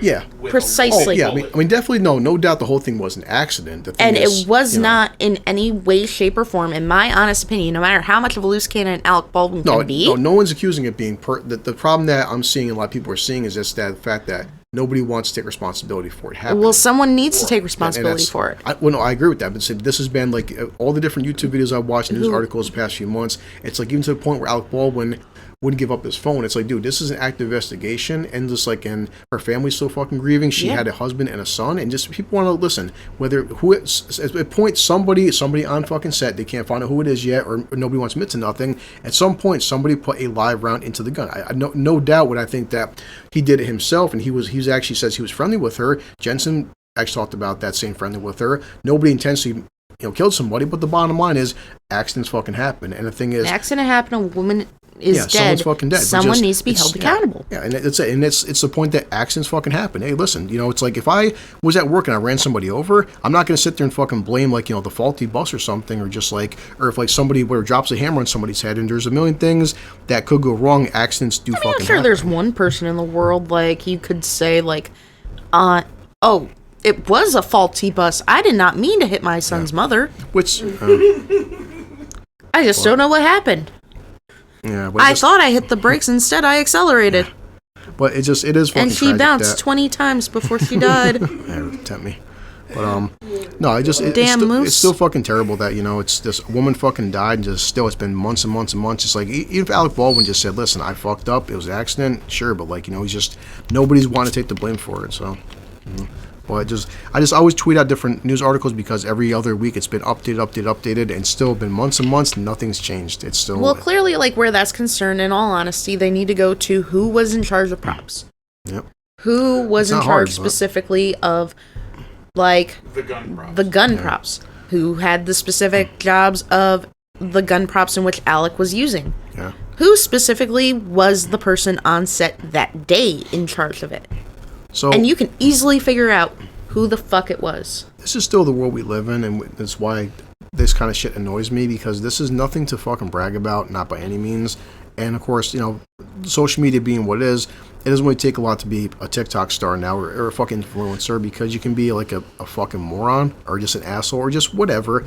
But this kind of shit I will never agree with, because this is fucking, to me, disgusting. It is. But TikTok star Mad Mama reveals she's pregnant with her 12th kid at 36. Do the math on that one. Ah, boy. Uh-huh. So she's better known to her 95,000 TikTok followers as This Mad Mama is expecting her 12th child. So, okay. From upstate New York. Okay, I'll never date you, but she has 32,000 Instagram followers. Announced the news by sharing a sweet ultrasound video with her fans on both digital platforms. Don't tell me what to do. She captioned the TikTok clip as if she anticipated a flurry of comments to come from haters. It's not haters, it's that you're an asshole. I'm sorry. Wow. So she says that she wants a staggering 17. She wants 17 children. Whoa. But, she doesn't use contraception because she's prone to blood clots. The dude can't wear a condom. But okay, whatever. I mean, she could be allergic to latex. The Syracuse, they have latex-free condoms too. That's true. Yeah. So, but it just the Syracuse-based artist already has 11 kids, ranging from 21 to 12 months. 21, so it means if she's 36, so she had her first kid at 15. 14. 14, okay, looking up. Found her. Awesome. And I'm pretty sure I know her because she lives in the area. This over here. She got first pregnant in 1999 when she was just 14 years old and a freshman in high school. Okay. Wow. So it says she gave birth to her daughter. I'm sure I've seen her. Oh, so she gave birth to daughter Victoria before going on to marry her baby daddy, with whom she has a second child, Andrew, now age 16. Marriage didn't work out. Shocker there. So she soon met another man who shared her passion for procreating. Wow. So then her husband Marty have 9 kids together. Many may be wondering how Merritt and her partner managed to support their supersized brood. It turns out that they're just frugal as they are fertile. She told The Sun that she and Marty snapped up a 9-bedroom fixer-upper for just $20,000 last year and boasted that they don't even have a mortgage. Okay. I'm just going to say, if you bought a house for $20,000 with 9 bedrooms, I can't imagine the fucking live. It says, quote-unquote, fixer-upper. Yeah, okay. Because the amount of money, Sue, that we put into the house we live in, what 50, 60 fucking grand I put in house repairs and stuff, and our house has 3 adults and shit. So, okay. Boy. 5. Depending on, if Christian's there, but yeah. So, you don't need to buy a $200K home. No. Save your money and buy an investment property. Sure. But, and of course, she also bought a bus outright, and also groceries don't come cheap. I can barely fucking afford to feed my 14-year-old. I just don't know what kind of income you have to fucking be feeding 8 or 9 children or 10 children. But, okay. Imagine. Oh, I'll agree here. Sometimes she relies on the government help to keep the kids fed. You think? Yeah. You think? I mean, please don't hate me, but we do get food assistance. It's temporary until my painting sales are more consistent. So in other words, you don't actually have a job or work. So you would just keep fucking popping out more and more children that you can't fucking afford to feed or take care of and rely on government assistance, which comes from people like us that are getting taxed to fuck to death and shit. So, what this guy once says on TikTok, he snapped back, get off TikTok and go take care of your absolutely unnecessary amount of children. I mean, and this is also why, geez, guys, I hate to be careful. I say this is why other countries, say China, for example, and shit, other nations have laws. It's like, it's one thing if you had 12 children, if you were making $10 million a year or something, which you wouldn't be raising them. Which not even just that, but if you... Okay. If a person also... Say Octomom, for example. Christ. She had 8 kids in one go. Like, if that happens, that's, something. Like, there's a reason to have that many kids. But if you are having singular births and you are now up to your 12th child. And you're 36. Like...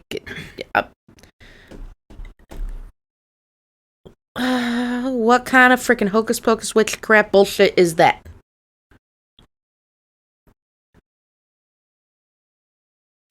Yeah. So it just said right there that she's been, at this point, she's lived nearly as many years pregnant as she's not been pregnant. There's just, again, I mean, I want another kid one fucking day. There's nothing financially that could support, I mean, boy. So. Yeah, what other countries fucking hate us for? I'm just saying, like, if you're gonna do that and stuff, and just don't be a financial burden on society. But exactly. And what is the fucking point? Like, what? Like, it's. I said I can barely freaking keep track of having one, let alone if you had two or fucking three, but just in that many, and just. Well, don't hate me for using assistance. Well, you could use contraceptives and shit. Like, there's plenty of fuck options out there. It's like, we're human beings. We're not cats. We don't have fucking litters, lady. Like, it's just, Christ. Like you said with the Octomom chick, she's not fucking working. She's not providing nothing. You're an Octomom, but like, what are you doing? You're living off assistance in reality shows or TikTok to support this shit. You're not earning it, and I'm just, Jesus Christ, man. So. Yeah, but like I said, there's a very big difference, too, with the freaking Octomom compared to someone who's having 12 kids, 1 kid each. It's not like she's having doubles, triples, whatever. Yep. Octomom, at least, like, she had 8 kids in one go. 8 kids in one go. This one, she took literally, 22 years? To have 12 kids. Okay. This is fucked up, and this shows what society is at, why people are just pissed off and at everything, which I don't care. It's like, people always say, don't fucking get involved, and if you were there, no, if I was there, this kind of shit wouldn't happen. So let me read the actual article, because I'm pulling up fucking tweets, mind you. These are a few months old, so I'm not trying to put the time frame on it, but this comes down to, passengers do nothing as woman is raped on Philadelphia train, that the cops said. So, a homeless man raped a woman this week on a commuter train in suburban Philadelphia, in full view of other passengers, who cops said didn't lift a finger to help or even dial 911. In all reality, when people always say, we don't need the fucking cops, well, kind of hard for them to be on a train at all fucking times and no one's saying anything. But it was around 10 p.m. Wednesday was captured on surveillance video that showed other people in the train car. Wow. According to the superintendent of the Upper Darby Police Department. Were they watching? I don't know. Again, we're still going through the video, but there was a lot of people, in my opinion, that should have intervened. It speaks to where we are in a society. I mean, who would allow something like that to take place? It's so troubling. Wow. It was a Southeastern Pennsylvania Transportation Authority employee who called the cops to report that something wasn't right with a woman aboard the train. So, police were waiting at the next stop, were able to apprehend the suspect in the act. So they caught him at the next fucking stop. Jesus. So, guy was charged with rape, aggravated indecent assault, and related accounts. He remains behind bars in lieu of 10% of a $180,000 bail. Good. So, the woman who did not know the attacker was taken to a hospital, and the superintendent called her unbelievably strong. Yeah, provided a lot of assistance, and so she's on the mend. And there were other people on the train who witnessed it, and it may have been stopped. And sooner or later, if a rider called 911 ahead of time, so people had fucking phones. It took one of the employees who probably just, again, like if I'm driving a fucking vehicle, I can attest to somebody who works in public transit. If I'm on a fucking vehicle, I always can't look behind me, know what's going on, but just, it would be scary to think that if I was ever at work and shit, if something was going on behind me and nobody did a fucking thing about it. So, and this is wonder why, also people would say, gun advocates and stuff, just imagine if this woman had a gun in her purse or a knife or something, or maybe pepper spray or some shit. So, ladies, said, this is something that me and Big Al would talk about. How many times Al said this often, I never worry about getting onto a bus or a train and somebody raping me. I just don't. Not saying it couldn't happen, but Rob, anybody. It's just like, as guys, I don't never worry about going to work and ever hopping on, getting into a fucking taxi cab and someone raping me. It could happen, but just the stats alone show it's very one-sided. But also, nobody did a fucking thing. So I'm sure as someone's getting fucking raped, she must have been screaming it. So I doubt she wanted it to happen. And she probably was saying help and help, and it's on surveillance footage and nobody... Hey, it's sad, like, if no one's, like, doing anything to help her in any way, shape, or form. She did have a gun or a knife or pepper spray or something, and if she, like, stabbed the guy or something, she'd be the one held accountable, because if obviously these people aren't helping her in any way, shape, or form, and they're just allowing this shit to freaking happen to her, they would probably side with the freaking guy and be like, oh, well, she stabbed him for no reason. Yeah. I shouldn't, but I just moved to the comment section real quick because people are dicks. Of course, yeah, the best like, I got 500 likes. And all those passengers should be charged with recording an assault. Ooh, boy. Yep. Yep. That does make you wonder too. It's like, and I wonder if that should, well, it won't get charged, but yeah, I think if you're in a situation, if anybody recorded that, you should be fucking charged with damn sure a crime. Disgraceful. For one section, no one's being a dick on Twitter. Like, oh shit. Yeah, of course, first you want to defund the police, and then they will offer you thoughts and prayers when something bad happens due to lack of police. Yep. Yeah, so that's how things go. So I just pray I'm lucky enough that nobody in my current inner circle that's anything's happened to him recently and shit. So, this is something, Sue.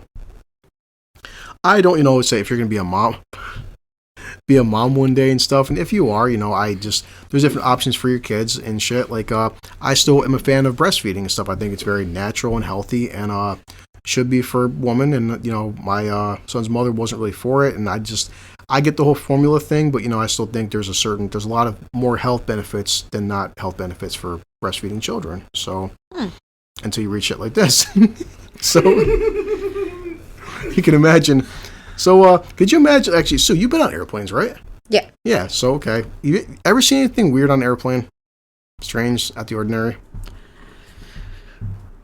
I mean, I personally haven't. Okay. Well, so for argument's sake... The weirdest thing I think anybody's ever seen is her on the airplane. There you go, yeah.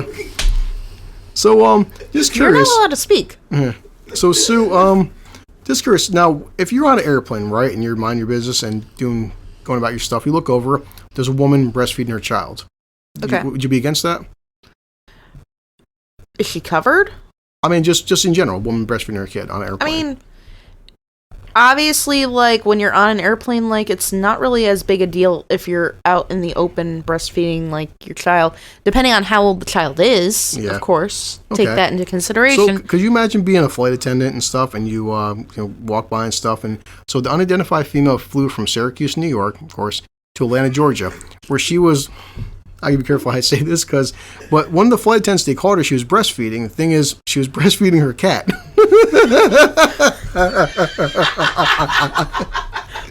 So, a flight attendant told her repeatedly to stop and put the cat back in the cage, and she refused. So, a message was sent through the aircraft communications addressing and reporting the incident to Delta crew in Atlanta that a passenger in seat 13A is breastfeeding a cat and will not put the cat back in the carrier.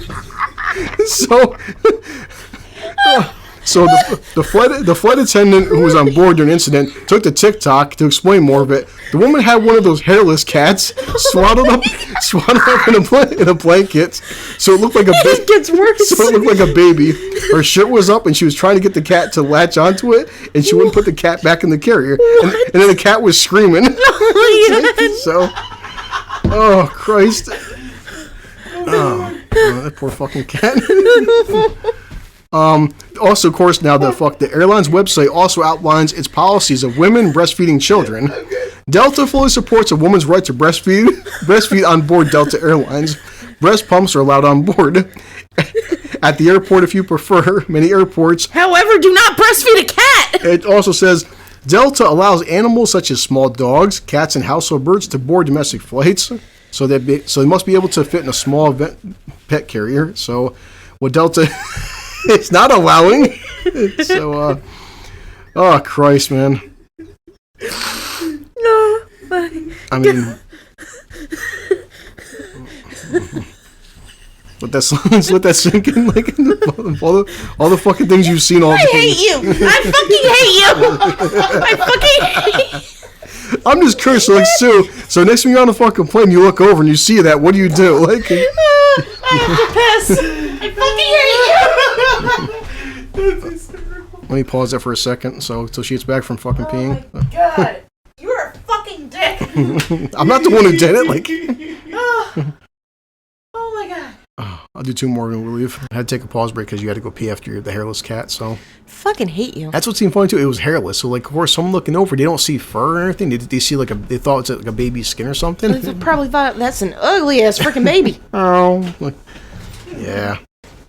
So just imagine, think of all the things that you go to work every day, all the weird shit you've seen at your job. Just imagine being that poor flight attendant, like looking over, like, what the? What the hell? No, no, you're not supposed to be doing that. That's unnatural. So it makes you wonder if superheroes do exist and stuff. And like this is, could be again luck, God, fate, who knows, whatever. But I mean, I'm glad. But just this is a story you can tell your grandkids and shit. I'm Batman. Yeah, this is a 4-year-old. A 4-year-old called a superhero after he fell and survived a 70-foot fall. Whoa. In case people don't fucking know, 70 feet's a pretty big fucking distance. Yeah. So, to the layman's terms, one story is considered 10 feet. So this is 7 stories out of a building. But it was a cliff, not that it matters. But so, Kentucky rescuers recounted the amazing case of a 4-year-old boy who toppled 70 feet into a gorge. He only had minor injuries. Like all superheroes, one boy flew and lived to tell about it. So, damn. That's about the same height that Hank Jr. had. Yeah. Cracked his skull and had his eye hanging out back in the 70s. Man. So, yeah, he was drunk. The unnamed type was reportedly hiking with his parents near the Princess Arch section of the Red River Gorge when he slipped away from his folks, took a tumbling fall off a cliff. Man. The freaky fall, during the fall, the boy reportedly plummeted a total of 70 feet and hit multiple ledges on his way down, which probably, helped the impact. Fearing the worst, the boy's father sprang into action and scrambled down the cliff to face to his son. He then swooped the boy up and carried his boy downhill. So, the child was unharmed, despite being scraped up and bruised on the Facebook report. So, the fall didn't even seem to dampen the tough tot spirits. And he was very talkative, and wow. So, medics examined him and said lucky he was discharged into his parents' care. So yeah, it's just like people are saying like a miracle on the gorge. Wrote one astonishing person on Facebook. Unbreakable, somebody said, like the Bruce Willis movie. So way to go, Dad. But like So yeah, man, it's kind of cool. And I'll read the Twitter section as always. But yeah, it's how these things fucking happen. People can survive the most miraculous shit, especially a kid. But like, I hope going fucking forward, Mom and Dad, if you're gonna go hiking with your kid, do better. I mean, he didn't unless one of them pushed him down the fucking gorge. I just know that when Christian was 4 years old, had I been with him like that situation, he never would have, tumbled down a fucking 70-foot gorge in the first place. Where is this place located again? Kentucky? Red River Gorge in Kentucky. Yeah. So. No. His happened at Ajax Peak in Montana. Yeah. Montana. Yeah. But just my thing is, hey, it's just, if you're going to go hiking with your children, do a better job of, like, supervising them in case they fucking fly down a gorge. I mean, Jesus Christ, man. Poor fucking kid. Ah! Trying to read the comment section and shit. So much Twitter stuff on here. But, yeah, we're going to wrap it up. It was funny. I mean, Rob, the microphones will pick you up too much, but you'll be a little bit in the background. I didn't plan you being here. Plus, I don't have a third microphone, so. Yeah, it's good. But, it's good. He's loud. We'll hear him. It's good to get some comedy in, but like I said, going forward, I might just do this again on Sunday or Saturday and shit, depending on how me and Susan go. But like, I just want to go back to putting out something once a week, and it's just if me and Susan having some drinks or something or at work, then so be it. Because I hate going a long time without talking about shit. Like I was saying about the WrestleMania podcast. Yeah, it's not important. There's no comedy in that, though. That's more like it's not going to. There could be comedy. Oh, we will be covering all 37 past WrestleManias. I will hang myself. We will not. In general view, we will talk about like good matches. Yeah. We will talk about funny segments. Plenty of podcasts that'll do that shit. We will talk about funny segments, and we'll talk about like what we'll expect to happen this year. Yeah. Specifically because of the fact that Stone Cold Steve Austin is going to be allegedly coming out of retirement. Just for a segment. All right, well, so and we can also cover the fact of like why WrestleMania matches are already messed up for the year. What two matches? Edge versus AJ Styles. Oh god. Yeah. And what is it? We'll talk about that for the WrestleMania podcast. Bianca Belair versus Becky Lynch. Oh yeah. I can't do it. I don't want to bore anybody fucking for a WrestleMania podcast. I'm bored just thinking about it. Believe me, I was saying to Susan. That's why we will get drunk while we do it. If I'm gonna watch Robert can bring his bottle of Jack Daniels over, and he can do it along with us. Like NWA Power on Fridays on YouTube instead of. That's what I'm saying. There's so many. I mean, I don't mind to talk about some sports or some like entertainment stuff here and there, but like there's stuff that's dedicated to that. That would. But it's WrestleMania season, therefore. That is my contribution to the podcast. But yeah, so I mean, it's just good having you. Maybe I can do with if I get some time or money, buy a third microphone for Rob if he's around sometime. So we'll figure it out. But as I say, it's easier just doing this versus having you guys come over to the house, especially after work. You may not want to and stuff. So I said we don't have the biggest following by any means, and this is why I've always said, to get a consistent following, people want to say, hey, listen, every Monday or every Saturday, Chris puts out something, and now it's like sometimes every 2 or 3 weeks and stuff, which is like, it's a hobby and I enjoy doing this, but I would like to go back to something more consistent, at least once a week. So that would be nice. Even it's just fucking hours talking about news articles, because I try finding funny news articles. Like, we did talk about the current shit, like stuff that bothered me with the Steven Crowder stuff, like, teaching fucking children to like masturbate and everything, but also get that dumb shit out the way and then talk about, a woman trying to fucking, give her cat titty milk. So or sticking a fucking tumbler jar up her damn urethra, like, holy shit. So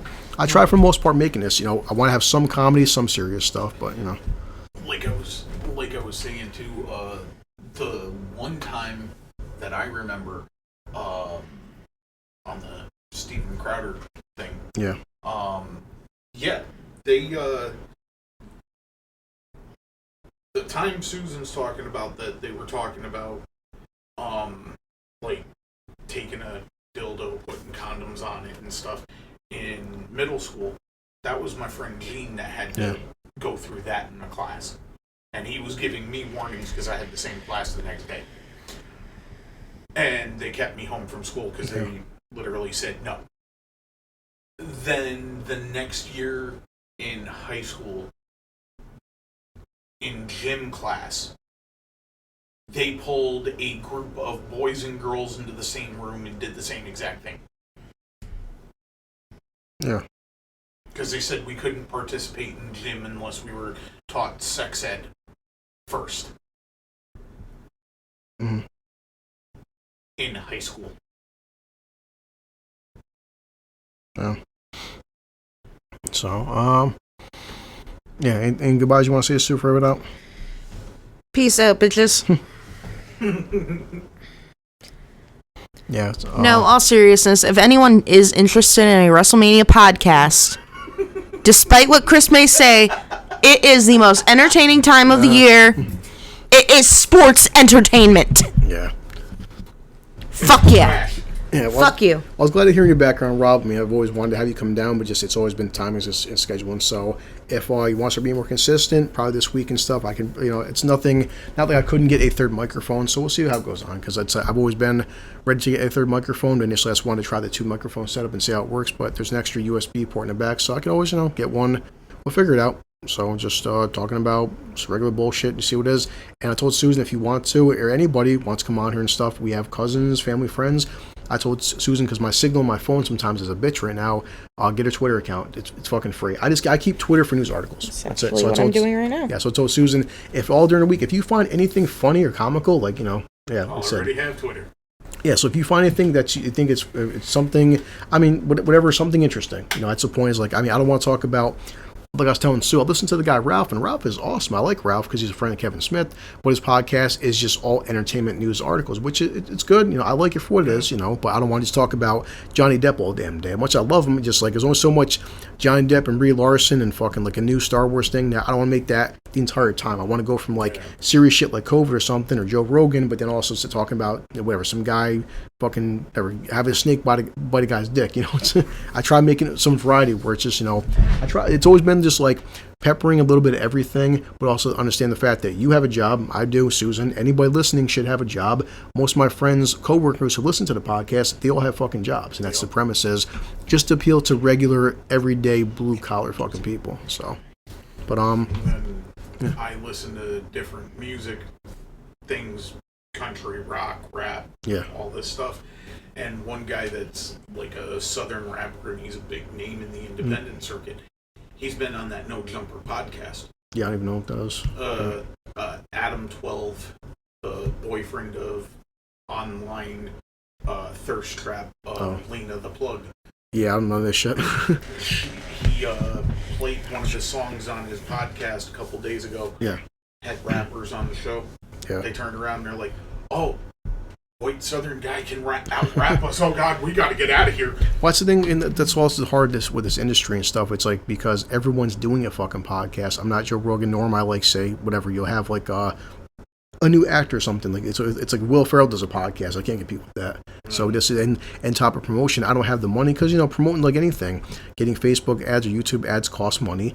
But also it's if you want to make an audience, your audience is like, hey, I want to listen to you guys be consistent. Now it's just you could right now go to the website and binge all the 80 episodes, but once you get a following, you want to put out something consistent. Joe Rogan is always putting out something every week or twice a week because he's got a massive audience and that's his job.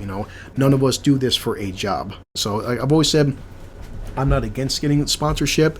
I'm not against having people wanting to throw us some couple bucks for buying new stuff, but even we don't have enough listeners at the moment to get a sponsorship, and it's hard to get a big fucking fan base when it's just, hey Chris, where the hell you been for the past month? Oh, just doing some bullshit. So, which is why I said, guys, so I'm gonna head out in 2.5 hours, and that this stuff is free. It's always gonna be free.